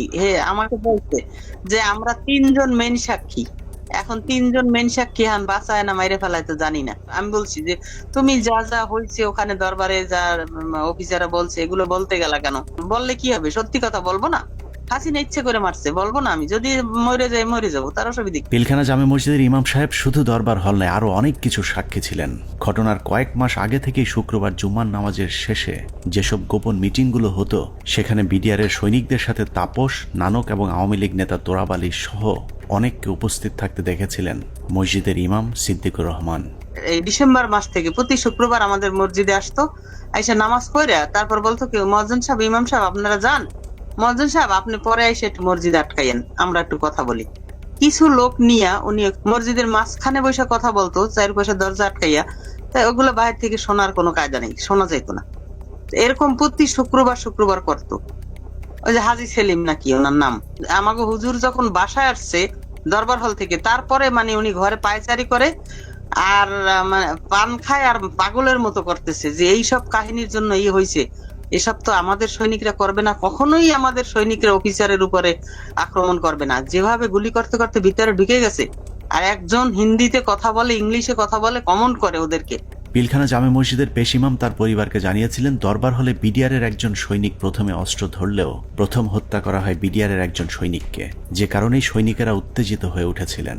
তারপরেও বিডিআরের সৈনিকেরা কোনো অফিসারকে গুলি করেননি, বরং একটি আতঙ্কের পরিবেশ তৈরি করতে চেয়েছিলেন। কিন্তু হঠাৎ করেই কয়েকজন অজ্ঞাত মুখোশধারী দরবার হলে ঢুকে অফিসারদেরকে এলো পাতাড়ি গুলি করতে থাকেন।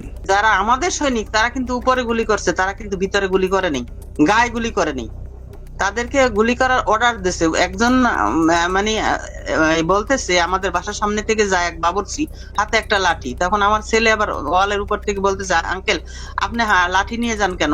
আমি যদি লাঠি না নিই না আমার নাকি মেরে ফেলবে। এখন এরা ভয়ে এরা অস্ত্র নিছে, কিন্তু এরা গুলি করে নাই। এরা কি করছে, ওই ছাদের দিকে গুলি করছে, উপরে গুলি করছে, এই করিডোরে ওরা বের হয়ে চলে গেছে। ঘটনার পর জিজ্ঞাসাবাদেও ইমাম সাহেব একই কথা বলেছিলেন, কিন্তু বহিরাগতদের হিন্দিতে কথা বলার বিষয়গুলো বাদ দিয়ে সরকারের লিখে দেওয়া সাক্ষী দেওয়ার জন্য ইমাম সাহেবকে চাপ দেওয়া হয়। কিন্তু ইমাম সাহেব সেই চাপে মিথ্যা সাক্ষী দিতে রাজি হননি, যে কারণে তার উপর শুরু হয় শারীরিক এবং মানসিক নির্যাতন। আমাকে স্টেটমেন্ট ওখানে চেঞ্জ করতে বলছে, আপনার স্টেটমেন্ট সবগুলো ডিলিট করে আমরা নতুন যেটা বলবো সেইটা আপনি দেবেন, সেই বয়ান রেকর্ড করব। এটার জন্য খুব চাপ দিয়েছে। চাপ দেওয়ার পর উনি বলছে যে আমি কোনোদিন এটা পাল্টাবো না, কারণ আমি যা চোখে দেখছি এবং আমি যা যা দেখছি, যা যা ঘটনা ঘটছে, এগুলো আমি বলবোই, এটা ছাড়া আমি মিথ্যা কথা বলতে পারবো না। সেটা আপনারা যা করেন করেন। তখন তারা নিয়ে একটা সৈনিকের মানে লজ্জাস্থানে নাকি কারেন্ট দিয়ে শক দেয়, এইটা দেখাইছে তারে। উনি মানে আমি ওই সময় মানে অজ্ঞান হয়ে যাই, এরকম অবস্থা হয়ে গেছিল আমার। আমি মানুষ এরকম কিভাবে করে? তারপরেও ইমাম সাহেব কোনোভাবেই মিথ্যা বলতে রাজি না হওয়ায় 2009 সালের 12ই মার্চ জিজ্ঞাসাবাদের জন্য ডেকে নিয়ে যাওয়া হয় তাকে। সেদিনই ছিল তার জীবনের শেষ দিন। নিজের পায়ে হেঁটে যাওয়া মানুষটি পরদিন পরিবারের কাছে লাশ হয়ে ফিরে আসেন। বিডিআর এর 3টা থেকে 6টা পর্যন্ত কি চিকিৎসা হয়েছে এবং ঢাকা মেডিকেলেও যে কি চিকিৎসা হয়েছে আমরা তো কোনো চিকিৎসার কিছুই জানি না। এবং পোস্টমর্টম রিপোর্ট কি আসলো, আসল রিপোর্ট, যে সেই রিপোর্টটা আমাদেরকে দিল না। পিলখানা জামে মসজিদের পেশিমা মাওলানা রফিকুল ইসলামের মৃত্যুর কারণ হিসাবে পরিবারকে জানানো হয়েছিল হার্ট অ্যাটাক। ইমাম সাহেবের মতো 3 তারিখের পর থেকে হঠাৎ করেই পিলখানা থেকে ধরে নিয়ে যাওয়া বিডিআর সদস্যদের হার্ট অ্যাটাক এবং আত্মহত্যার সংখ্যা বাড়তে থাকে, যা ছিল মূলত সেনাবাহিনীর বিডিআর সদস্যদেরকে হত্যার একটি কৌশল। আত্মহত্যার নামে সেনাবাহিনীর এরকম এক হত্যাকাণ্ডের শিকার দিনাজপুর সেক্টরের বিডিআরের নায়েক সুবেদার মোজাম্মেল হক। প্রায় 6 ফুট লম্বা একজন মানুষকে হত্যার পর লো হাইটের বাথরুমের সিলিংয়ে ঝুলিয়ে রেখে আত্মহত্যার গল্প সাজানো হয়। মেজর আসাদ স্যার মারা গিয়েছিলেন, লেফটেন্যান্ট কর্নেল কায়সার স্যার ওনার কিলারদেরকে আইডেন্টিফাই করা। তারপরে আমাদের খুব গুরুত্বপূর্ণ একজন ভালো মানুষ সেন্ট্রাল সুবেদার মেজর নুরুল ইসলাম, উনার হত্যাকাণ্ডে খুনে কারা ছিল। তারপরে মেজর সালাম।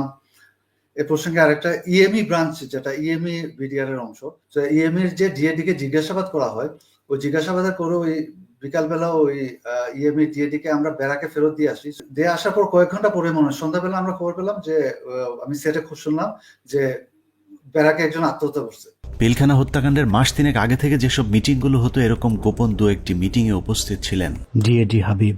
আওয়ামী লীগ নেতা এবং বিডিআরের কিছু সদস্যের গভীর ষড়যন্ত্র বুঝতে পেরে সে মিটিংয়ের গুরুত্বপূর্ণ কিছু আলোচনা গোপনে রেকর্ড করেছিলেন, যে কারণে পিলখানা হত্যা মামলায় ডিএডি হাবিবের গুরুত্বপূর্ণ জবানবন্দি পাওয়া যেত।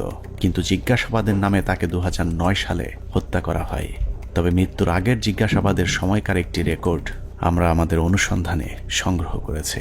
এত নিরীহ লোক মারা যাচ্ছে তো, এই জন্যই আমার ওই লাগছে। আমার কাছে যারা এই কেসের হত্যা তাদের আমার কাছে রেকর্ড আছে। কি রেকর্ড আছে? Mobile record. মোবাইল রেকর্ড কোথায়? আমার বাসায় আছে। আমার স্ত্রীর কাছে একটা আছে, আর একটা আমার একজন লেখা আছে কয় তারিখে যেন এটা করা আছে। ডিএডি হাবিবের বাসার সেই ক্যাসেট হয়তো সেনাবাহিনী উদ্ধার করেছিল, কিন্তু আদালতে উপস্থাপন করা হয়নি, কারণ সেখানে আওয়ামী লীগ নেতাদের জড়িত থাকার সব প্রমাণ ছিল। রেকর্ডে লিখে রাখছি এই এদের সঙ্গে যে কথোপকথনে কারা কারা জড়িত এর ভিতর। বেশ কিছু লোক আছে, যেমন এটা প্রথমে ছিল আগে এমপি সেলিমের কাছে। কোন সেলিম? এমপি শেখ সেলিম আর কি। শেখ সেলিম? হ্যাঁ। আওয়ামী লীগের সাথে বিডিআরের ধারাবাহিক এসব গোপন মিটিং এর বিষয়টি জানার পর কিছু সৈনিক বিডিআরের নিজস্ব সিকিউরিটি ইউনিটকে জানিয়েছিল। ঘটনার 4 দিন আগে 21শে ফেব্রুয়ারি সিকিউরিটি ইউনিটের সিনিয়র জেসিও নায়ক সুবেদার রফিকুল ইসলাম বিডিআর সৈনিকদের কাছ থেকে প্রাপ্ত তথ্য ডিজিএফআই সহ ঊর্ধ্বতন সেনা গোয়েন্দা কর্তৃপক্ষকে জানিয়েছিলেন। তার সেই তথ্যের ভিত্তিতে কিছু পদক্ষেপও নেওয়া হয়েছিল, কিন্তু শেষ রক্ষা হয়নি। সুবেদার রফিকুল ইসলামকে প্রথমে ঘটনার গুরুত্বপূর্ণ সাক্ষী হিসেবে অন্তর্ভুক্ত করা হয়েছিল, কিন্তু হত্যাকাণ্ডে সেনাবাহিনীর সম্পৃক্ত থাকার বিষয়টি ধামাচাপা দিতে ঘটনার প্রায় 2 মাস পরে তাকে আটক করা হয়। কিন্তু মামলার প্রথম চার্জশিটে সুবেদার রফিকুল ইসলামের নাম না থাকা সত্ত্বেও সম্পূরক চার্জশিটের মাধ্যমে তাকে 12 নম্বর আসামি হিসেবে অন্তর্ভুক্ত করা হয়। নির্বাচনের উপলক্ষে তুরাবালি, যেটা হাজারীবাগের আওয়ামী লীগের নেতা যে লিটনের বাবা, তার সঙ্গে আমাদের বিডিআর সদস্যরা মিটিং এ করে যে কিভাবে তাপস সাহেবকে নির্বাচনে জয়ী করা যায়। যদি নির্বাচনে জয়ী করে দিতে পারো তোমাদেরকে অনেক সুযোগ সুবিধা দেওয়া হবে। এর উপর বিশেষ করে আমাদের কিছু সদস্য তাপসের বাসায় যায় এবং সেখানে তাপস তাদেরকে তার নির্বাচনী কাজকর্ম করার কথা বলে এবং তাদের যে সমস্ত তারা কিছু দাবি দেওয়া পেশ করে, সেই দাবি দেওয়া গুলা পুরা হবে বলে তাদেরকে আশ্বাস দেয়। আমি ঘটনা ঘটার 5 দিন পূর্বে 21 ফেব্রুয়ারি কর্তৃপক্ষকে জানাই আমার রিপোর্টের বিশেষ করিয়া পিলখানার সমস্ত ম্যাগাজিনে কোয়ার্টার এই কুতে অফিসার নিয়োগ দেওয়া হয় এবং বাহিরের যে সমস্ত গোয়েন্দারা ডিউটি করে। আমি পৃথিবীর ইতিহাসে নজির নাই যে কোনো ঘটনা ঘটার 5 দিন আগে রিপোর্ট দেয়। সেই রিপোর্ট আমি দিছি যে ঘটনা ঘটবে এবং কারা কারা জড়িত। সুবেদার রফিকুল ছিলেন বিডিআরের উজ্জ্বল এক নক্ষত্র। 2009 সালে তিনি অর্জন করেছিলেন শ্রেষ্ঠ ভিওপি কমান্ডার প্রথম পুরস্কার। এছাড়া অসামান্য এসিআর পুরস্কার ছাড়াও বাহিনীতে তার সুনাম ছিল সর্বজন স্বীকৃত। সীমান্তের অতন্দ্র এই প্রহরীকে মৃত্যুর মুখে ঠেলে দেওয়ার উদ্দেশ্যেই তার বিরুদ্ধে যাবজ্জীবন কারাদণ্ডের রায় দেওয়া হয়েছে। পিলখানা হত্যাকাণ্ডের আগে আওয়ামী লীগের যেসব গোপন মিটিং হয়েছিল সেই মিটিংয়ে অংশ নিয়ে আরেকজন সিপাহী সেলিম রেজা। 2009 সালে জিজ্ঞাসাবাদের সময় রেকর্ড করা সেলিম রেজার বক্তব্যটা অত্যন্ত গুরুত্বপূর্ণ। স্যার, আমি নির্বাচনের আগে ব্যারিস্টার ফজলুর তাপস বিডিআর কেন্দ্রে মসজিদে নামাজ পড়তে আসতেন। ওখানে আসার পরে captain colonel Shams, captain colonel Furqan, major Reza ওনারা কথা বলতেন। আমিও এখানে ছিলাম, আমিও মাঝে মধ্যে তাদের সাথে কথা বলতাম। কথা বলার এক পর্যায়ে নির্বাচনের কিছু আগে আবার তাপস সাহেব পিলখানার ভিতরে এসে নির্বাচনী ঘোষণা শুরু করে। তখন বলে বিডিআর তো অনেক সমস্যা আছে, তো আমরা এগুলো ক্ষমতায় গেলে সমাধান করে দেবো, তো এখানে বেশি কথা বলা যায় না, তো আপনারা আমার বাসায় আসেন। এই চলে গেল। এরপরে যখন নির্বাচন হয়ে গেল, নির্বাচন হয়ে যাওয়ার পরে ক্যাপ্টেন কর্নেল শামস উদ্বুদ্ধ করলো আমাদেরকে, তোমরা যে কথাবার্তা বললে তো তোমাদের দাবি দেওয়া তো কেমন কিছু হলো না। এখন আমি একটা প্ল্যান করে দিচ্ছি, তোমরা সেই প্ল্যান মোতাবেক শেখ সেলিমের বাসায় যাবো, তোমাদের দাবি দেওয়া জানিয়ে আসবো, আর যা যা করা লাগে আমি করে দেবো সবকিছু। জিজ্ঞাসাবাদে সেলিম রেজা জানিয়েছিলেন তাপস সেলিমদের সাথে গোপন বৈঠকে বিডিআর সদস্যদেরকে বলা হয়েছিল দরবার হলে শুধুমাত্র বিডিআর ডিজিকে জিম্মি করলেই শেখ হাসিনা তাদের সব শর্ত মেনে নেবেন। কিন্তু দরবার হলে যখন অফিসারদেরকে গুলি করে হত্যা করা শুরু হয় তখন সেলিম রেজা বহিরাগত খুনিদের বিরুদ্ধে অস্ত্র তুলে ধরেছিলেন, যে কারণে তিনিও গুলিবিদ্ধ হন। পিলখানার ঘটনায় সেলিম রেজার গুলিবিদ্ধ হয়ে হাসপাতালে ভর্তি হবার প্রমাণও আমাদের কাছে রয়েছে।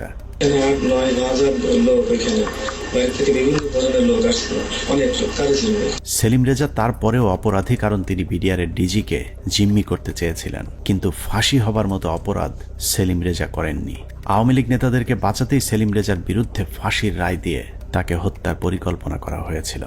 আমি এটা সমতুল্য অফিসারদের জিম্মি করার উদ্দেশ্য নিচ্ছে, কিন্তু হত্যা করার উদ্দেশ্য ছিল না, কাউকে মারার উদ্দেশ্য ছিল না। তো সেই তখন ওই মুহূর্তে আমি তাদেরকে সেভ করতে পারি, বাঁচাতে পারি। এরপরে এসকালার গাড়ি থেকে যারা ছিল তাদের চুল লম্বা লম্বা ছিল, পরশুরাম দেওয়া আমাকে দেশের কোনো সহি বলে আমার মনে হচ্ছিল না। থেকে ডিজি সাহেব সহ আমাকে গুলি করে, ডিজি সাহেব জায়গায় দরবারের সামনে পড়ে যায়, আর আমার হাতে প্রথমে বুকে লাগে আমার গুলিটা বুলেট প্রুফ থাকায় গুলিটা ডিপোসে হয়ে মুখের সম্মুখ ভাগ উপরে চলে যায়, আর একটু হলে আমার হয়তো গলায় লাগতো। মানে 3টা গুলি আঘাত আমার গায়ে। পিলখানা হত্যাকাণ্ডের মূল পরিকল্পনাকারীদের আড়াল করতেই বাংলাদেশ সেনাবাহিনী যা করেছে তা হিটলারের বর্বরতাকেও ছাড়িয়ে যায়। হিটলার যদিও অন্য দেশের অন্য ধর্মের মানুষকে হত্যা করতে চেয়েছিল, কিন্তু সেনাবাহিনী নিজেদের সহকর্মীদের উপরেও চালিয়েছে মধ্যযুগীয় বর্বরতা। পিলখানা হত্যাকাণ্ডের মূল পরিকল্পনাকারীদের পরিচয় যেই প্রকাশ করতে চেয়েছে তাকেই দুনিয়া থেকে সরিয়ে দেওয়া হয়েছে। এই ক্ষেত্রে বিডিআরের পাশাপাশি সেনাবাহিনীর কর্মকর্তাদেরকেও ন্যূনতম করুণা দেখায়নি সেনাবাহিনী। পিলখানা হত্যাকাণ্ডের অনেক গুরুত্বপূর্ণ ঘটনার সাক্ষী ছিলেন ক্যাপ্টেন শাহনাজ। তিনি প্রথম হত্যাকাণ্ডে ভারতীয় বাহিনীর উপস্থিতি আবিষ্কার করে গণমাধ্যমকে বক্তব্য দিয়েছিলেন। যে এসএমজিটি দেখা যাচ্ছে সেই এসএমজিটি সিলিংটা নরমাল সিলিং এর মতো না, একটু টেলিও এই সিলিং বাইনোকুলারটা আমরা আরবিতে ব্যবহার করি না, আমার জানা মতো বিডিআর ব্যবহার করে না। তার এই বক্তব্যের চড়া মূল্য দিতে হয়েছিল দেশপ্রেমিক সেনা কর্মকর্তা ক্যাপ্টেন শাহনাজ জাহানকে। প্রচন্ড পরিকল্পিত, অনেক আগে থেকে পরিকল্পনা করার বিষয়টা, ওই কথাগুলো তো আমি ওই দিনই বলেছি। তারপরে যেটা হলো যে আমি এরপরে চাকরি ছেড়ে দিই একদিন পরে, আর 27 তারিখে, তো আমি 28 তারিখে আমি প্রথমে করি অ্যাপেন্ডিক্স যে সাবমিট করি যে আমি এখানে আর চাকরি করব না, কারণ হচ্ছে আমার মোরাল ডাউন হয়ে গেছে। এখানে বাংলাদেশের মতো একটা আর্মির ভেতর, ঢাকার ভেতরে কিভাবে এই ঘটনা ঘটলো, কেউ কোনো প্রশ্নের উত্তর দিচ্ছে না আমি যেখানে। এবং আমাকে যখন থ্রেড দেওয়া হলো আমাদেরই প্রতিষ্ঠান থেকে, তখন আমি বুঝে গেলাম যে আসলে এখানে কি হয়েছে। উপরে যে আমি জিজ্ঞেস করছি, তারপরে আমাকে যখন পরবর্তীতে এমএস করলেন, নিজে কল করলেন, তখন আমি স্যারকে বললাম যে স্যার আমাকে স্যারকে বললাম না, তার আগে যে আমি বলেছিলাম যে জামিউল স্যার ছিলেন আমাদের ইঞ্জিনিয়ার স্যার, তখন এমএস ব্রাঞ্চে, তখন আমি স্যারকে প্রশ্ন করেছিলাম যে স্যার এই যে পোস্টিং গুলো হলো, আপনি তো নিজেই পোস্টিং গুলোর সাথে যুক্ত ছিলেন, আপনি কি আমাকে বলতে পারেন যে 57 জন অফিসারকে কেন আপনারা গত 3 মাসে একসাথে পোস্টেড করলেন? আপনারা কি জানতেন স্যার এখানে ওনাদেরকে মেরে ফেলা হবে? উনি আমার ফোন, মানে ওনার যে রিয়াকশনটা ছিল, ধরেন আমার কি হবে যে না তো এরকম কিছু না, আমরা হঠাৎ করে শুনলে কি হয়, হি ওয়াজ লাইক তুমি ফোনে এসব কি আলোচনা করতেছো, it's so secret thing, I have asked him. So উনি আমার ফোনের লাইনটা কেটে দিয়ে আবার অন্য লাইন থেকে কল করেছেন, টিএনডিতে কল করেছেন, যেটা আর্মির লাইন আর কি। সেটাতে উনি বললেন যেটা অনেক সিনিয়র হাই লেভেলের বিষয়, যেটা আমরা জানি হাই লেভেলের বিষয়টা, প্রাইম মিনিস্টার নিজে যুক্ত ছিলেন, ইন্ডিয়া প্রেজেন্ট ছিল। এগুলোতে আমি কর্নেল মোস্তাফিজ স্যারের প্রোগ্রামে দেখলাম ইন্ডিয়া তার ফোর্স নিয়ে বিভিন্ন পয়েন্টে কিন্তু উপস্থিত ছিল, এবং ইন্ডিয়ান ফোর্স নিজেই সেটা তার ওয়েবসাইটে প্রকাশ করেছে, যেটা মোস্তাফিজ ভাই স্যার একটা বলেছেন। সো ওইটা হচ্ছে হাই লেভেলের বিষয়, যেটা আমরা কেউ জানতাম না। নিজের চোখের সামনে সহকর্মীদের পরিকল্পিত হত্যাকাণ্ড কোনোভাবেই মেনে নিতে পারেননি শাহনাজ, যে কারণে বিডিআর হত্যাকাণ্ডের বিচার নিয়ে সবচেয়ে সোচ্চার ছিলেন ক্যাপ্টেন শাহনাজ। কিন্তু ক্যান্টনমেন্টের নিয়ন্ত্রণে থাকা সেনাবাহিনীর ওই পক্ষটি ক্যাপ্টেন শাহনাজকে থামাতে পরিকল্পিতভাবে তার স্বামীকে হত্যা করেন। হাজব্যান্ড যিনি পরবর্তীতে মারা যান, তিনি ছিলেন 44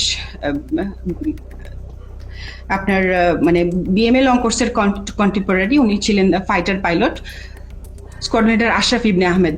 তো তার কাছে আমি একটা ইনফরমেশন পাই, যেমন সে তখন ঢাকায় ছিল, তার ইউনিটে ছিল, সে MiG-29 এর পাইলট ছিল। সে আমাকে ওই 7টা বা 7:30টার দিকে জানায় যে তার একজন আত্মীয় সিভিল, সে নাকি তাকে ফোন করেছিল এবং তারা বলেছিল যে তারা খুব ভয় পাচ্ছে, মানে এই জিনিসটার সাথে অনেকগুলো প্রোগ্রামার যুক্ত ছিল, প্রোগ্রামার। পিলখানা হত্যাকাণ্ডকে কেন্দ্র করে 4 দফায় মোট 96 জন মেধাবী সেনা কর্মকর্তাকে বহিষ্কার, আটক, জেল, গুম কিংবা হত্যা করা হয়েছে।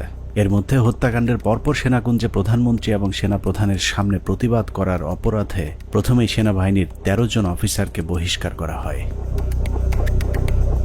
পিলখানার মূল ঘটনা তৎকালীন সময়ে গঠিত তদন্ত কমিশনকে জানানোর অপরাধে 5 জন কমান্ডোকে তাপসের উপর মিথ্যা গ্রেনেড হামলা মামলায় ফাঁসানো হয়। এদের 5 জনকে 13 মাস অজ্ঞাত স্থানে গুম করে রাখার পর গ্রেফতার দেখানো হয়। তারপর সবাইকে মিথ্যা মামলায় ফাঁসিয়ে 5 বছর করে কারাদণ্ড দেয়া হয়।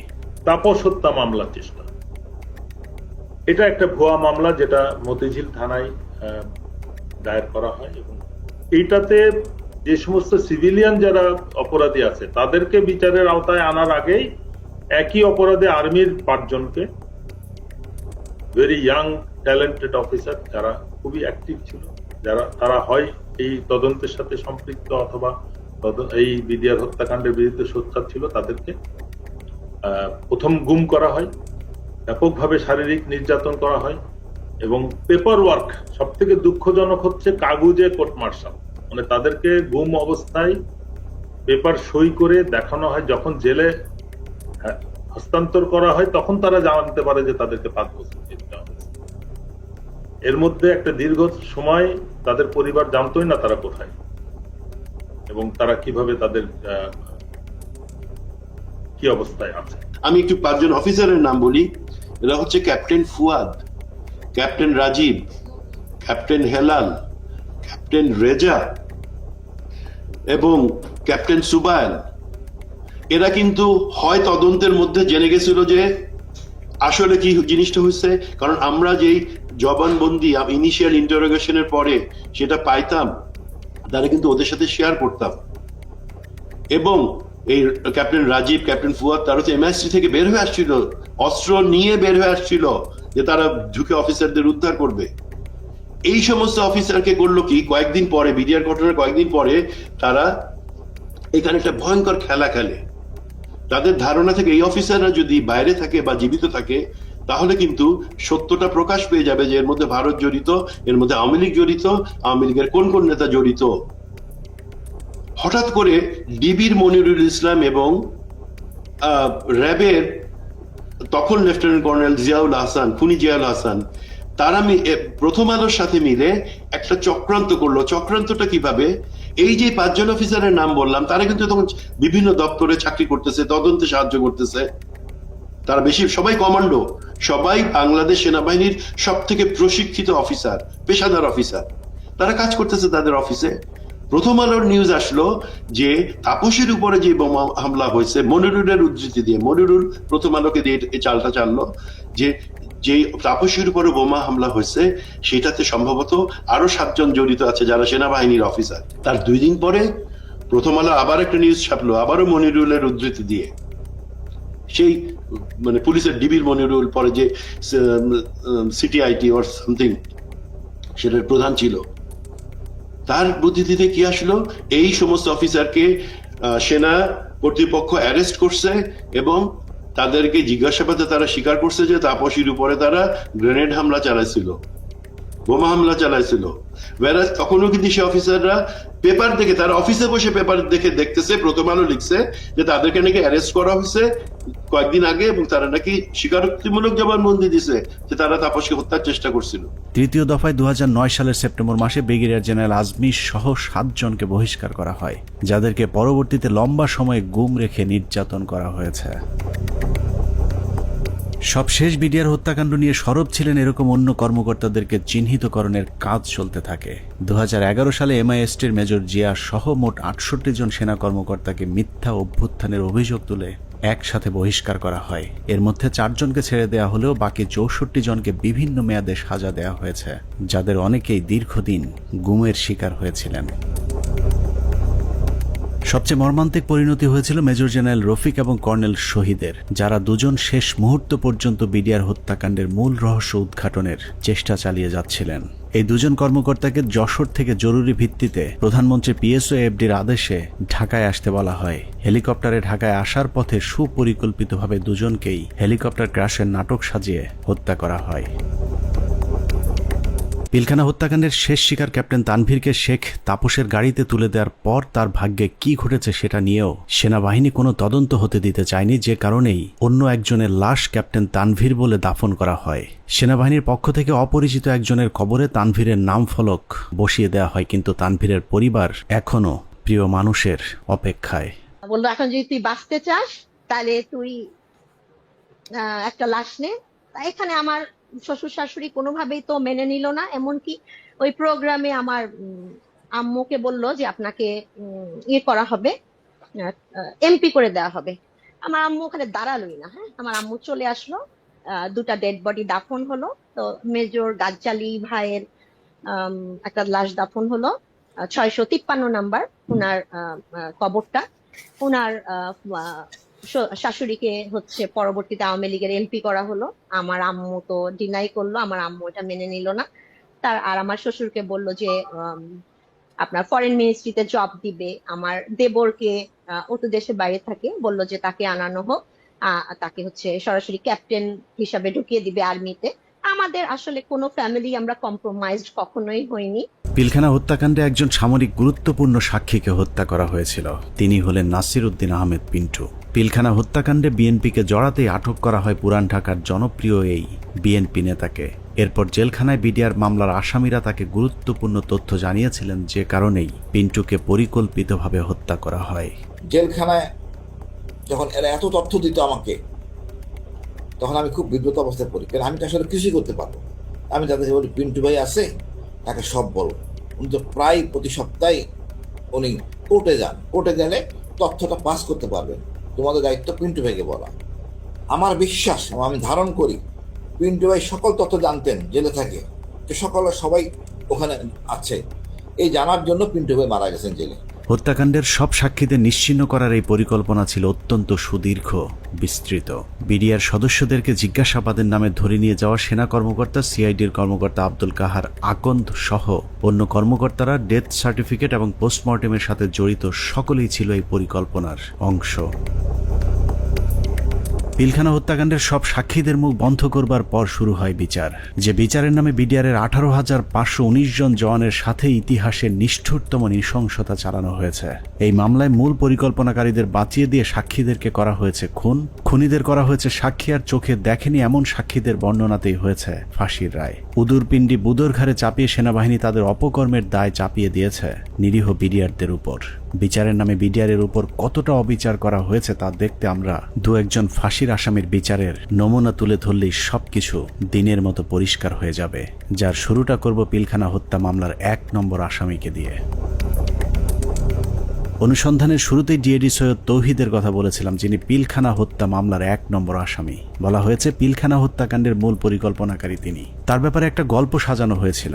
ডিএডি তৌহিদ নাকি ছিলেন জাহাঙ্গীর কবির নানকের বাল্যবন্ধু, তার সাথে মিলেমিশেই ঘটানো হয়েছে পিলখানা হত্যাকাণ্ড। এখন প্রশ্ন হলো, নানকের সাথে মিলেমিশে যদি ডিএডি তৌহিদ হত্যাকাণ্ড ঘটিয়ে থাকেন, তাহলে তৌহিদের যদি ফাঁসি হয়, নানক কিভাবে বেঁচে গিয়েছিলেন? আমার হাজবেন্ড কোনো মন্ত্রী, কোনো MP কারো বাসায় যায় নাই, কোনো মিটিং এ তার নাম নাই, কোথাও সে নাই। প্রধানমন্ত্রীর কাছে সে গেছে, এইখান থেকেই তার শুরু হলো। প্রধানমন্ত্রীর কাছে সে কিভাবে গেল, তাকে কিভাবে নিয়ে যাওয়া হইলো, পরবর্তীতে সে কি করলো, সবকিছুই তো কাগজে কলমে আসছে, তারপরও কেন তাকে 1 নম্বর আসামি বানাইয়ে এত বড় শাস্তি দেওয়া হইলো? ভারতের পরিকল্পনার শেখ হাসিনার পরিচালনায় পিলখানায় যে নাটক মঞ্চস্থ করা হয়েছিল সেই নাটকে 25 তারিখ বিকেলের শুটিংটুকু বাদ দিলে পুরো নাটকে ডিএডি তৌহিদকে আর কোথাও দেখা যায়নি। তৌহিদ যখন প্রধানমন্ত্রীর আদেশে বিডিআরের ডিজি হয়েছিলেন সেই সময়টাতে তৌহিদের পরিবার জিম্মি হয়েছিল পিলখানায় আসা বহিরাগত সন্ত্রাসীদের হাতে। দরজা ভেঙে ফেলে আমার দিকে এবং আমার ছেলে মেয়ের দিকে অস্ত্র তাক করে আবার একইভাবে তারা বাসার ভিতরে আপনার খুঁজতে থাকে আমার হাজবেন্ডকে। পরবর্তীতে আমি আমার হাজবেন্ডকে আমি ফোন দিয়ে বলি যে এইভাবে বিদ্রোহীরা আমার বাসায় আসতেছে, বিডিআর এর পোশাক পরা, মুখোশ পরা, আমি তো চিনি না, এরা তোমার ঠিকানা জানতে চায়, না জানাই দিলে আমাদেরকে মেরে ফেলবে, হুমকি দিতেছে। তারপরেও ধরুন ডিএডি তৌহিদ মূল পরিকল্পনা করেছিল, কিন্তু তার বিরুদ্ধে যে অভিযোগ আনা হয়েছে সেখানেও নাটকের পর নাটক সাজানো হয়েছে। ডিএডি সৈয়দ তৌহিদের ফাঁসি হয়েছে মেজর আসাদ হত্যার হুকুমের আসামি হিসেবে, যার সাক্ষীর উপর ভিত্তি করে ডিএডি তৌহিদের ফাঁসির রায় হয়েছে সেই সিপাহীর নাম আনোয়ার হোসেন। সিপাহী আনোয়ার তার দণ্ডবিধির 164 ধারা জবানবন্দিতে বলেছেন ডিএডি তৌহিদের নির্দেশে মেজর আসাদকে হত্যা করা হয়েছে। সিপাহী আনোয়ার তার জবানবন্দিতে বলেছেন 25 ফেব্রুয়ারি আনুমানিক 9:50 সময় ডিএডি তৌহিদ স্যার এসে উত্তেজিত হয়ে নির্দেশ দেন যে তোমরা সকলে অস্ত্রাগারে গিয়ে অস্ত্র নিয়ে আর্মি অফিসারদের খতম করো। ওই সময় আমাদের অফিসের সামনে মার খেতে থাকা মেজর আসাদ স্যার বলেন আমাকে বাঁচাও, ওরা আমাকে মারছে বলে দৌড়ে দোতলার সিঁড়ির কাছে পড়ে যান। আমি এই দৃশ্য দেখে খুব দ্রুত তার কাছে যাই, তখন তিনি বলেন আমি মেজর আসাদ, ওরা আমাকে মেরে ফেলবে, আমাকে একটু বাঁচাও ভাই, আমাকে উপরে নিয়ে চলো। আমি তখন মেজর আসাদ স্যারকে ধরে উপরে দোতলায় সিও সাহেবের অফিসে নিয়ে যাই। এর কিছুক্ষণ পরে ডিএডি তৌহিদ ওখানে আসেন এবং আসাদ স্যারকে দেখে তাহাদের ফিনিশ বলে রুম থেকে বের হয়ে যায়। সঙ্গে সঙ্গে হাবিলদার বেলায়েত, নায়েক আসাদ, সিপাহী আমিনার মেজর আসাদ স্যারকে গুলি করে হত্যা করে চলে যায়। আমি টেবিলের নিচে লুকিয়ে থাকা অবস্থায় অস্ত্রধারীদের গুলিতে আহত হই। সিপাহী আনোয়ারের সাজানো গোছানো এই স্ক্রিপ্টটি শুনে অবিশ্বাস করার কোনো উপায় নেই, কিন্তু সমস্যা হলো হাসিনার পরিচালিত নাটকে যেই ডিএডি তৌহিদকে দিয়ে মেজর আসাদকে হত্যা করানো হয়েছে সেই ডিএডি তৌহিদকে আমরা নাটকের অন্য আরেক জায়গায় আবিষ্কার করেছি। 4 তলায় নিয়ে গেল, টয়লেটের মধ্যে ডিএডি তৌহিদ লুকায় আছে। তো আমি বললাম তুমি কি দরবার হলে ছিল না? ও বলল না স্যার আমি দরবার হলে ছিলাম না। লেফটেন্যান্ট কর্নেল কামরুজ্জামান বিডিআর হত্যাকাণ্ডে বেঁচে ফেরা আর্মি অফিসারদের মধ্যে একজন, যার চোখের সামনে বিডিআর এর ডিজি সহ বেশ কয়েকজন কর্মকর্তাকে গুলি করে হত্যা করা হয়, যেই গুলিতে তিনি নিজেও আহত হয়েছিলেন। ডিজি মহোদয় জাস্ট ফার্স্ট স্টেপটা দিলেন, এসে ডিজিকে প্রথমে গুলি করলেন। আমারও একটা গুলি লাগলো এখানে এসে। পিলখানা হত্যাকাণ্ডের অন্যতম সাক্ষী লেফটেন্যান্ট কর্নেল কামরুজ্জামান 25 ফেব্রুয়ারি তার সাথে ঘটে যাওয়া রোমহর্ষক অভিজ্ঞতার বর্ণনা দিয়েছেন। তার দেয়া সেই জবানবন্দিতে সকাল 9টা থেকে ধারাবাহিক ঘটনা প্রবাহ পড়তে পড়তে দুপুর 2টায় গিয়ে আটকে উঠি, কারণ কিছুক্ষণ আগে সিপাহী আনোয়ারের বর্ণনায় যে ডিএডি তৌহিদের কথা বলা হয়েছে সেই ডিএডি তৌহিদ সম্পর্কে মেজর কামরুজ্জামান যা লিখেছেন তা যেন বাংলা সিনেমার একই চরিত্রের ডাবল পার্ট।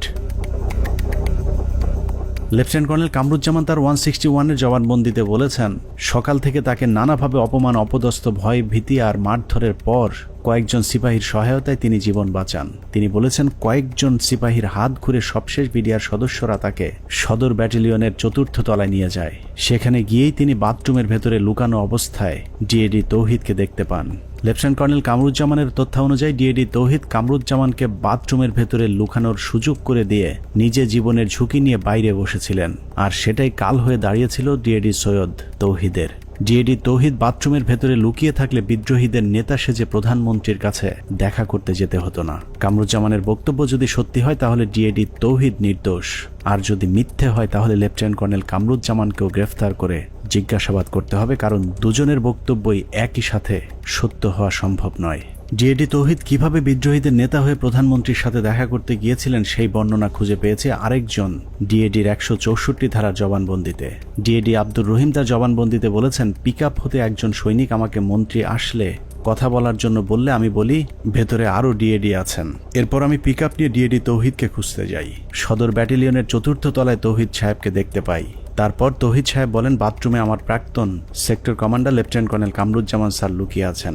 স্যারের সাথে দেখা করি, তারপর ডিএডি তৌহিদ সহ 4 নম্বর গেটে যাই। এভাবেই ডিএডি তৌহিদ পিলখানার কথিত বিদ্রোহের মূল পরিকল্পনাকারী হয়ে গেলেন। ডিএডি আব্দুর রহিম এবং লেফটেন্যান্ট কর্নেল কামরুজ্জামানের জবানবন্দিতে এটা পরিষ্কার যে ডিএডি তৌহিদ 25 তারিখ বিদ্রোহের নেতৃত্ব দেননি, বরং বাথরুমে লুকিয়েছিলেন।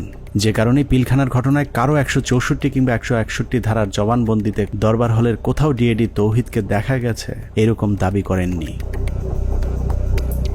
ডিএডি তৌহিদের বিরুদ্ধে যে মেজর আসাদ হত্যার অভিযোগ আনা হয়েছে, আমাদের অনুসন্ধানে সেই মেজর আসাদের পোস্টমর্টেম রিপোর্ট সংগ্রহ করেছিলাম, যেখানে দেখা যায় তার শরীরে ধারালো অস্ত্রের আঘাত পাওয়া গিয়েছিল। কিন্তু সিপাহী আনোয়ার তার জবানবন্দিতে বলেছেন ডিএডি তৌহিদের নির্দেশে হাবিলদার বেলায়েত, নায়েক আসাদ এবং সিপাহী আমিনার 3 জন মিলে গুলি করে মেজর আসাদকে হত্যা করেন। মেজর আসাদের মৃত্যুর বিবরণের কোথাও ধারালো অস্ত্রের ব্যবহারের কথা বলা হয়নি। এখানে আমার হাজবেন্ডের কি অপরাধটা এখানে দেখেন, সে তো পালাইয়া যায় নাই, সে তো কাউকে খুন করে নাই, তার ফ্যামিলির ভিতরে ছিল, ওনাকে অমানবিক নির্যাতন করা হয়েছে। এমন কোন নির্যাতন নাই যে ওনাকে না করা হয়েছে। এখন শরীরের প্রতিটা অঙ্গ প্রত্যঙ্গ ড্যামেজ হয়ে যাইতেছে আস্তে আস্তে। শেখ হাসিনার কাছে নিয়ে যাওয়া প্রতিনিধি দলের আরেক সদস্য ডিএডি মোহাম্মদ আব্দুল জলিল শেখ। হসপিটাল ইউনিটের কোয়ার্টার মাস্টারে কর্মরত থাকা ডিএডি জলিল গোলাগুলির শব্দ শুনে হাসপাতালের অন্য সহকর্মীদের সাথে সিগন্যাল মেসের ভেতরে অবস্থান নিয়েছিলেন। সেখান থেকে বিকেলে প্রধানমন্ত্রীর সাথে সাক্ষাতের জন্য তাকে জোর করে নিয়ে যাওয়া হয়। মুখোশধারী সৈনিক আব্বুকে ধরে গাড়িতে তুলে 4 নম্বর গেটে নিয়ে আসে প্রধানমন্ত্রীর সাথে দাবি দেওয়া নিয়ে আলোচনা করার জন্য। আব্বু সেখানে যেতে না চাইলে আব্বুকে মারধর করা হয় এবং হুমকি দেওয়া হয় যে এখানে তাকে গুলি করে হত্যা করা হবে। 3:30টার দিকে আব্বু আম্মুর ফোনে কল দেন, কল দিয়ে বলেন আব্বুকে যমুনায় নিয়ে যাওয়া হচ্ছে। আমার ছেলে মেয়েগুলোর দায়িত্ব তোমার কাছে দিয়ে গেলাম, আমার ছেলে মেয়েগুলোকে দেখে রেখো। ঘটনার পর থেকে 2 মাস গুম করে রাখার পর ডিএডি জলিলকে গ্রেফতার দেখানো হয়েছিল। এই 2 মাসে জলিলের হাত পায়ের 10 আঙুলের সবগুলো নখ উপড়ে ফেলা অবস্থায় আদালতে তোলা হয়। সেই থেকে 2 পা সোজা করে আর হাঁটার সৌভাগ্য হয়নি ডিএডি আব্দুল জলিল শেখের। র্যাব 1-এ নিয়ে অমানসিক নির্যাতন করা হয়। আব্বুর হাত পায়ের নখ উঠাই ফেলা হয়, থেতলে আঙুলগুলো থেতলে ফেলা হয়, পায়ের নখে সুচ ঢুকানো হয়, কারেন্টের শর্ট দেওয়া হয় পেনিসে। ডিএডি জলিলকে যাদের সাক্ষীর উপর ভিত্তি করে ফাঁসি দেওয়া হয়েছে সেখানে বেশিরভাগ সাক্ষী বলেছে টেলিভিশনে দেখেছি, পত্রিকায় পড়েছি বা অমকের কাছে শুনেছি, কিন্তু কেউ ডিএডি জলিলকে কোথাও কাউকে হত্যা, লুটপাট কিংবা ধর্ষণ করতে দেখেননি। এসব সাক্ষীদের একজন মেজর জায়েদি। তিনি জানিয়েছেন কিভাবে তাকে ডিএডি জলিলের বিরুদ্ধে সাক্ষ্য দেওয়ানো হয়েছে। তাকেও আমি উক্ত এলাকায় দেখেছিলাম এবং আমি শনাক্ত করতে পেরেছিলাম, বাট তার নাম জানতাম না। জেনারেল আজিজ, তদানীন্তন Dhaka sector commander colonel Aziz আমাকে জানিয়েছিলেন উক্ত অফিসারের নাম ডিএডি জলিল। তার মুখ ভর্তি দাড়ি ছিল, চাপা দাড়ি। দাড়িওয়ালা এক ব্যক্তিকে ডিএডি আব্দুল জলিল বানিয়ে ফাঁসি দিয়ে দেওয়া হয়েছে, অথচ আমাদের হাতে 2009 সালে পিলখানা হত্যাকাণ্ডের দিনের একটি ভিডিওতে দেখা যায় ডিএডি জলিলের মুখে কোনো দাড়ি নেই। এখন প্রশ্ন আসতে পারে, পিলখানা হত্যাকাণ্ডের সাথে কি তাহলে কোনো বিডিআর সদস্য জড়িত ছিল না?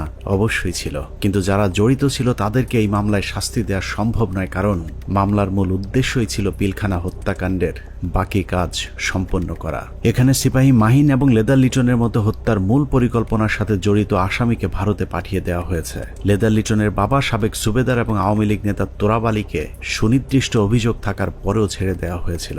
অন্যদিকে যারা শুধুমাত্র বিডিআরের ডিজিকে জিম্মির পরিকল্পনার সাথে জড়িত কিন্তু হত্যাকাণ্ডের পরিকল্পনার কথা জানতেন না, তাদের বেশিরভাগকে জিজ্ঞাসাবাদের নামে হত্যা করা হয়েছে। বাদবাকি যারা আছেন তাদেরকেও ফাঁসির রায় দিয়ে হত্যার পরিকল্পনা ছিল, যেন আওয়ামী লীগের কোন কোন নেতা এই হত্যাকাণ্ডের পরিকল্পনার সাথে জড়িত তাদের নাম কেউ জানতে না পারে। পিলখানা হত্যাকাণ্ড যে বিডিআরকে ধ্বংস করে দেওয়ার জন্যই করা হয়েছিল তার প্রমাণ হাস্যকর এই মামলায় 18,519 জন বিডিআর জওয়ানকে আসামি করা। এদের মধ্যে বেশিরভাগ বিডিআর জওয়ান নির্দোষ প্রমাণিত হলেও কাউকেই চাকরি ফেরত দেওয়া হয়নি। উল্টো যাদেরকে ছেড়ে দেওয়া হয়েছে সবার কাছ থেকে বড় অঙ্কের টাকা নিয়ে তারপর তাদেরকে মুক্তি দেওয়া হয়। অনেক অপরাধীকে টাকার বিনিময়ে সাক্ষী বানানো হয়েছে, আবার অনেক নিরীহ বিডিআর সদস্যকে কোনো কারণ ছাড়াই শাস্তি দেওয়া হয়েছে। 2009 সালের 25 ও 26 তারিখে বিডিআর পিলখানায় ঘটে যায় বিডিআর বিদ্রোহের নারকীয় হত্যাকাণ্ড। এই হত্যাকাণ্ডের সময় সে 9 দিনের ছুটিতে বাড়িতে অবস্থান করে। সে ছুটিতে থাকার কারণে তাকে সেই অভিযুক্তের বাইরে রাখা হয়। পরবর্তীতে সিআইডি দীর্ঘ 7 মাস পর 2009 সালে সেপ্টেম্বর মাসের 10 তারিখে তাকে কর্মরত অবস্থায় গ্রেপ্তার করে জেল হাজতে প্রেরণ করে। এই মামলার বিচার কার্য শুরু হয় বকশীবাজার আলিয়া মাদ্রাসা মাঠে।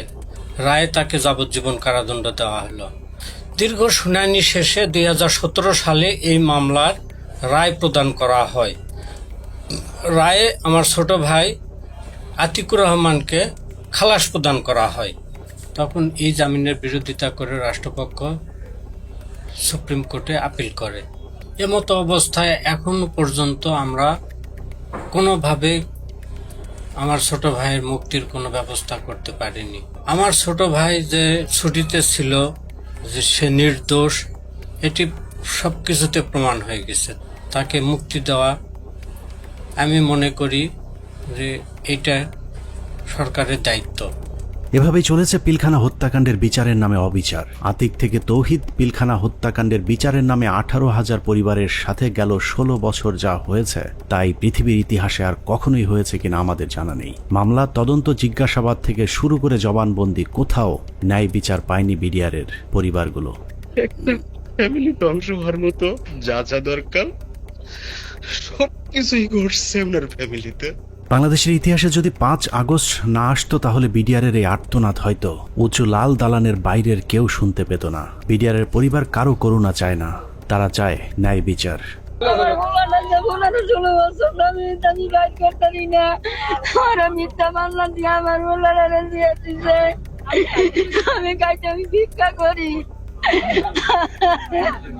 অনেক হয়েছে, আর না।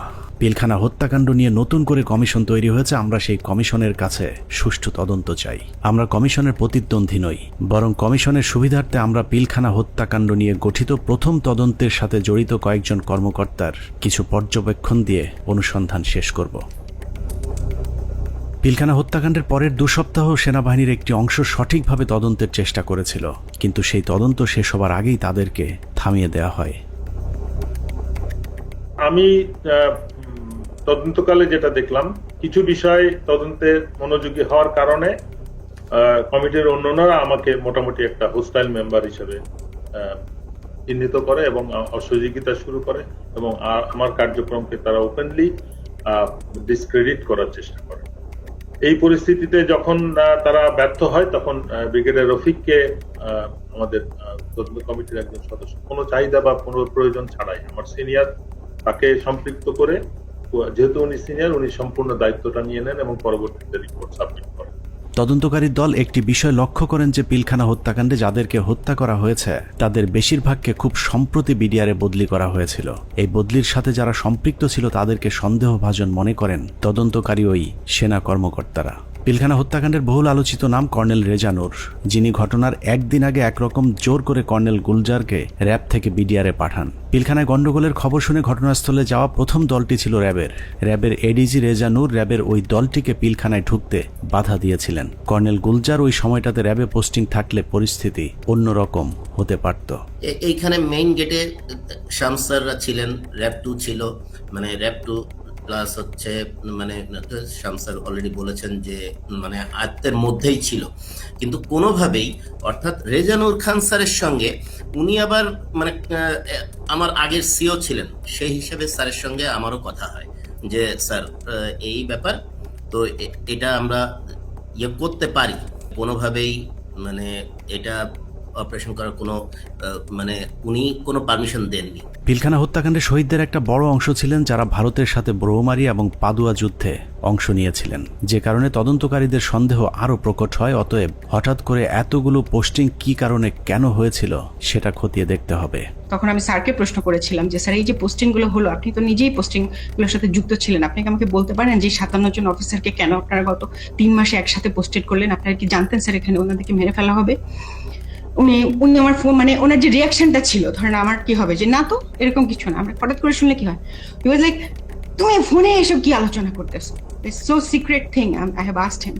পিলখানা হত্যাকাণ্ডের সময় আওয়ামী লীগের ছোট একজন নেতা বড় ভূমিকা পালন করেছিল, যার নাম মির্জা আজম। সেনাবাহিনীর সূত্র মনে করে মির্জা আজমের বোন জামাই শায়েখ আব্দুর রহমানকে ফাঁসিতে ঝুলানোর প্রতিশোধ হিসেবেই পিলখানা হত্যাকাণ্ডে যুক্ত হয়েছিলেন মির্জা আজম। উল্লেখ্য, বাংলা ভাই এবং শায়েখ আব্দুর রহমানকে জঙ্গি আস্তানা থেকে গ্রেফতারের মূল নায়ক ছিলেন কর্নেল গুলজার, যে কারণে পিলখানা হত্যাকাণ্ডের পর গঠিত তদন্ত কমিটি মির্জা আজমকে বিভিন্ন বিষয় নিয়ে জিজ্ঞাসাবাদও করেছিল।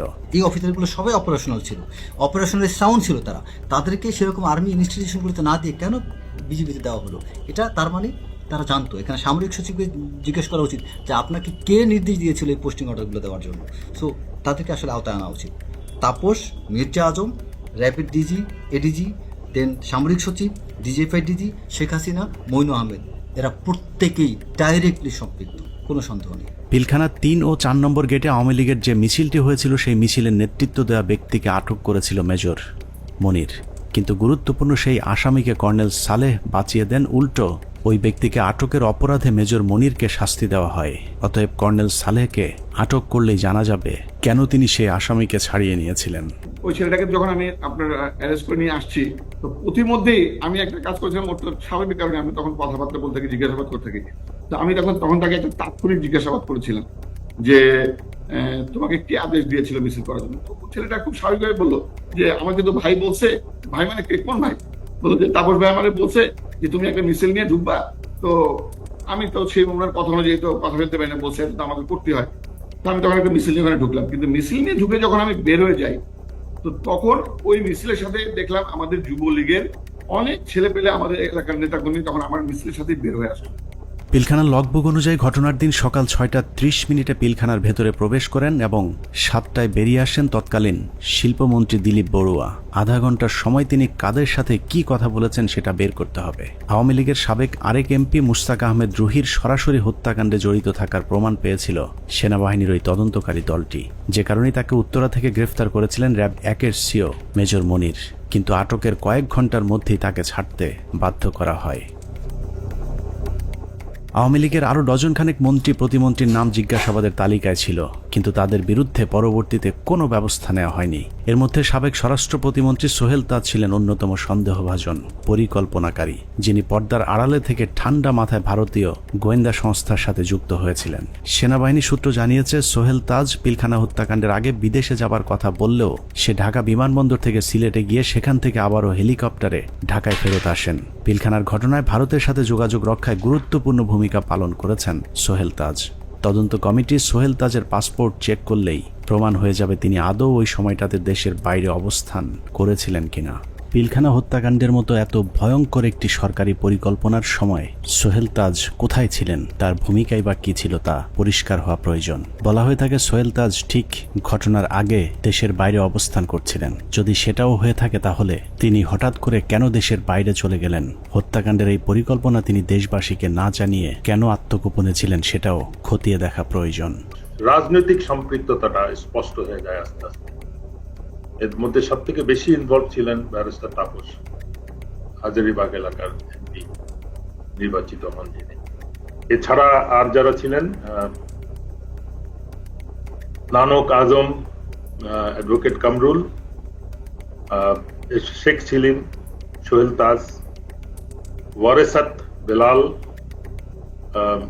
রুহি, দেন মাহবুবা রাগিনী, শেগুপ্তা ইয়াসমিন এমিলি এবং সুবেদার তোরাবালি অবসরপ্রাপ্ত বিডিআরের সদস্য। ভারতীয় পরিকল্পনার বাস্তবায়নের বাংলাদেশ প্রান্তে নেতৃত্ব দিয়েছেন স্বয়ং শেখ হাসিনা নিজে। সকাল থেকে শেখ হাসিনা 3 বাহিনীর প্রধানকে নিয়ে যমুনায় অবস্থান করেছেন। ভারতীয় পরিকল্পনা বাস্তবায়নে শেখ হাসিনা সার্বক্ষণিক ভারতের সাথে যোগাযোগ রক্ষা করেছেন এবং যে কোনো পরিস্থিতিতে শেখ হাসিনাকে বাঁচানোর জন্যও ভারতীয় এয়ারফোর্স প্রস্তুত ছিল বলে প্রমাণ পেয়েছিল সেনা কর্মকর্তারা। 6 প্যারাশুট রেজিমেন্ট, এটা হচ্ছে গিয়ে, এটার লোকেশন হচ্ছে গিয়ে আপনার কলকাতায় কালীকুমুন্দ এয়ারপোর্টে, এয়ার স্ট্রিপে। ওরা স্পিয়ার হেডের নিরাপত্তায় থাকে। ওইখানে একটা কোম্পানি ছিল, ওই কোম্পানি কমান্ডার ছিলেন মেজর কামালদীপ সিং। তাদের একটা রেজিমেন্ট, প্যারাশুট রেজিমেন্ট, 5টার সময় যখন তারা রেডি হয় একটা কোম্পানি, 8টার মধ্যে তাদের একটা ফুল রেজিমেন্ট রেডি হয়। যে রেজিমেন্ট পরবর্তী আমরা জানতে পারি যে ওই রেজিমেন্টের এইম ছিল ঢাকা এয়ারপোর্ট, তেজগাঁও এয়ারপোর্ট এবং গণভবনে অপারেশন করা এবং নিরাপদভাবে তখনকার স্বৈরাচারী প্রাইম মিনিস্টারকে এক্সট্রিকেট করার জন্য। সবশেষ পিলখানা হত্যাকাণ্ডের পরিকল্পনা বাস্তবায়ন এবং হত্যাকাণ্ডের ধামাচাপা দেওয়ার দায়িত্বে যারা ছিল তাদের সবাইকে গ্রেফতার করে বিচারের আওতায় আনতে হবে। সেনা প্রধান হিসেবে জেনারেল মঈনকে এর দায় অবশ্যই নিতে হবে, যিনি শেখ হাসিনার পাশে বসে পিলখানায় সেনা হত্যার ঘটনা পর্যবেক্ষণ করেছিলেন। পিলখানা হত্যাকাণ্ডে সরাসরি সম্পৃক্ত লেফটেন্যান্ট জেনারেল সিনা ইবনে জামালি, যিনি পিলখানার বিভিন্ন গেটে অবস্থান নেওয়া র্যাব ও সেনাবাহিনীর সদস্যদেরকে ভেতরে অভিযান চালাতে বাধা দিয়েছিলেন। তৎকালীন ডিজিএফআই এবং এনএসআই প্রধান দুজনেই এই পরিকল্পনার অংশ। বিশেষ করে ডিজিএফআই তৎকালীন মহাপরিচালক মেজর জেনারেল মোল্লা ফজলে আকবর হত্যাকাণ্ডের পর খুনিদের পিলখানা থেকে বের করে দেওয়ার বিষয়টি সেনাবাহিনীর চোখের সামনেই ঘটেছে। খুব নাটকীয়ভাবে বিডিআর এর ভেতরে বিভিন্ন ইলেকট্রিসিটি লাইন কেটে দিয়ে গেট খুলে দেওয়া হয় ইচ্ছা করে, যাতে সৈনিকরা পালিয়ে যেতে পারেন। তো সেই সময় আমি বলেছিলাম যে র্যাবের এক অফিসার ক্যাপ্টেন আশিক স্যার, যিনি ইঞ্জিনিয়ার্সে আমাদের সাথে ছিলেন, ক্যাপ্টেন আশিক স্যার আবার আমার সাথে 8 ইঞ্জিনিয়ার্সে চাকরি করেছেন রংপুর ক্যান্টনমেন্টে। এরপর ওনার র্যাবে পোস্টিং হয়, কিন্তু আমি স্যারকে চিনতাম। স্যার কিছু সৈনিককে যখন পালিয়ে যাচ্ছে উনি না বুঝে ওদেরকে ধরে নিয়ে আসেন পিকআপে করে, র্যাবের পিকআপে করে আমাদের আবাহনী মাঠে আসেন। তো ওইখানে কিছু ওই সময় একদম ফার্স্ট হ্যান্ড ওদের মুখ থেকে তো আমরা কিছু সাক্ষী কথাবার্তা শুনে ফেলতে পারি। এই ভয়ে আমি ধারণা করি যে ওখানে আমার মনে আছে যে এরকম অনেক অফিসাররা, অনেক সৈনিকরা আমরা দাঁড়িয়ে আছি, ওর মধ্যে স্যার আসলেন পিকআপে করে তাদেরকে নিয়ে। তখন ওই অন্ধকারের ভেতরে এদিকে তো আমরা খুব অস্থির, প্রচন্ড সবাই ইমোশনাল, কি হচ্ছে ভিতরে এগুলো নিয়ে যখন আমরা চিন্তা করছি বা কথা বলছি, সেই সময় দুজন সিনিয়র অফিসার ওনারা দুইটা ক্যাম্প স্টুল নিয়ে এক জায়গায় বসায় এবং ওনাদেরকে দেখে খুবই শান্তই মনে হচ্ছে, খুব একটা যে ওনারা চিন্তিত বা পায়চারি করছেন এরকম না। তা আমি আবার আমার পরিচিত আরেক সিনিয়র স্যারকে বললাম যে স্যার এই স্যার দুজন কারা, যে একটু দূরে বসে আছে, বোঝা যায় যে অনেক সিনিয়র, আমাদের সিনিয়র লেভেলের কেউ হবেন, মেজর জেনারেল বা তার উপরে। উনি বললেন যে ওই যে ডান পাশে যাকে দেখতেছো উনি হচ্ছে ডিজিএফআই, আর ওই পাশে যে দেখতেছো বাম পাশে উনি ডিজিএনএসআই। এবং ডিজিএফআই যাকে বলেন উনি তখন উঠে এসে ইয়েকে বকাঝকা করেন ক্যাপ্টেন আশিক স্যারকে যে তুমি কার পারমিশনে এদেরকে ধরে নিয়ে আসছো। পিলখানার বাইরে থেকে নির্বিঘ্ন হত্যাকাণ্ড চালাতে সহায়তা করেছেন ডিজিএফআই এর মামুন খালেদ, ব্রিগেডিয়ার জেনারেল ইমরুল কায়েস এবং কর্নেল সালেহ, সকলেই মাঠে থেকে পিলখানা হত্যাকাণ্ডের পরিকল্পনা বাস্তবায়ন করেছেন। ভেতরে লুকিয়ে থাকা বিভিন্ন কর্মকর্তাদের ফোন লোকেশন খুনিদেরকে দেওয়ার দায়িত্ব তারাই পালন করেছিলেন। 25 তারিখ রাতে 12টার দিকে হবে, আমি তখন মাঠে বসা, আমি ব্রিগেডিয়ার জেনারেল হাকিম, ইমরুল কায়েস ডাইরেক্টর সিপিআইবি, উনি তখন ওই মাঠে আসছিলেন। তো উনি মাঠে এসে বলল যে তোমাদের জানার মতো যদি কেউ থাকে, যে ভিতরে থাকে, তোমাদের কাছে কোনো ফোন আসে, তাহলে সেটা আমাদেরকে জানাও, কারা কারা কিভাবে কি আসে, তো সেটা আমরা জানিয়ে দিব। 44 রাইফেলস ব্যাটালিয়নের অধিনায়ক লেফটেন্যান্ট কর্নেল শামস পিলখানার ভেতরে থেকে মূল নেতৃত্ব দিয়েছেন। মূলত 44 নম্বর ব্যাটালিয়ন পুরো বিদ্রোহের নেতৃত্ব দিয়েছিল, যে কারণে পিলখানা হত্যাকাণ্ডে 44 রাইফেলস ব্যাটালিয়নের কোনো সেনা কর্মকর্তা ওই দিন মারা যায়নি। নিরীহ সিপাহীদেরকে মিথ্যা স্বপ্ন দেখিয়ে বিদ্রোহে অংশ নিতে উদ্বুদ্ধ করা লেফটেন্যান্ট জেনারেল শামস পিলখানা থেকে বাইরে এসেই শেখ হাসিনাকে ধন্যবাদ জানিয়েছিলেন, অথচ ভেতরে তখন 57 সেনা কর্মকর্তার বিকৃত লাশ পড়েছিল। পিলখানা হত্যাকাণ্ডের পুরস্কার হিসেবে লেফটেন্যান্ট কর্নেল শামসকে পরবর্তীতে সেনাবাহিনীর গুরুত্বপূর্ণ পদে পদায়ন করা হয়েছিল, যা অত্যন্ত রহস্যজনক। যে মাননীয় প্রধানমন্ত্রীর অ্যাড্রেসটা আসলে সেখানে এদের অস্ত্র জমা দেওয়ার ক্ষেত্রে একটা টনিক হিসাবে কাজ করেছে। আমি মাননীয় প্রধানমন্ত্রীকে আসলে ধন্যবাদ জানাবো। আমাদের হাতে আসা তথ্য বলছে 2009 সালের 25শে ফেব্রুয়ারি পিলখানার দরবার শুরুর ঘণ্টা 3 আগে সকাল 6টায় হঠাৎ করে বিডিআরের কেন্দ্রীয় কোতের দায়িত্ব পরিবর্তন করে মেজর রিয়াজকে দেওয়া হয়েছিল, যার বিরুদ্ধে পিলখানা হত্যাকাণ্ডে সম্পৃক্ত থাকার সুনির্দিষ্ট প্রমাণ পেয়েছিল তৎকালীন তদন্তকারী সেনা কর্মকর্তারা। তাকে দ্রুত গ্রেফতার করলে গুরুত্বপূর্ণ তথ্য পাওয়া যাবে।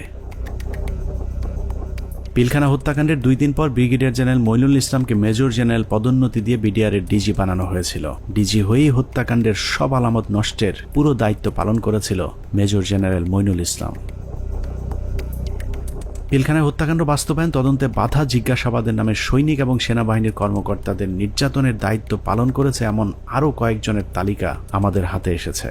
এদের মধ্যে র্যাব 2 এর তৎকালীন CEO lieutenant colonel Salauddin Bir Protik, brigadier general Moazzem, brigadier Saidur Rahman, brigadier Mukim, colonel Imran Ibne Rouf, lieutenant colonel Sharafat, যারা 57 সেনা কর্মকর্তা হত্যার আসল রহস্য ধামাচাপা দিতে সেনাবাহিনীর 96 জন এবং বিডিআরের অসংখ্য পরিবারের উপর চরম জুলুম নির্যাতন চালিয়েছেন। 16 বছরে বিডিআরের এরকম অনেক পরিবার আছে যারা পেট বাঁচাতে রাস্তায় ভিক্ষা করতে নেমেছে। আমাদের অনুসন্ধানে কোনো অপরাধীকে বাঁচাতে চাইনি কিংবা নির্দোষীকে ফাঁসাতেও চাইনি। আমরা আসলেই একটা সুষ্ঠু তদন্ত সাপেক্ষে বিচার চাই, যেই বিচারে শুধুই বিডিআর নয়, সব খুনিদের বিচার হবে। নিরীহ বিডিআরদেরকে দ্রুত মুক্তি দেওয়া হবে এবং যারা নিরপরাধ ছিল তাদেরকে আবারও চাকরি সহ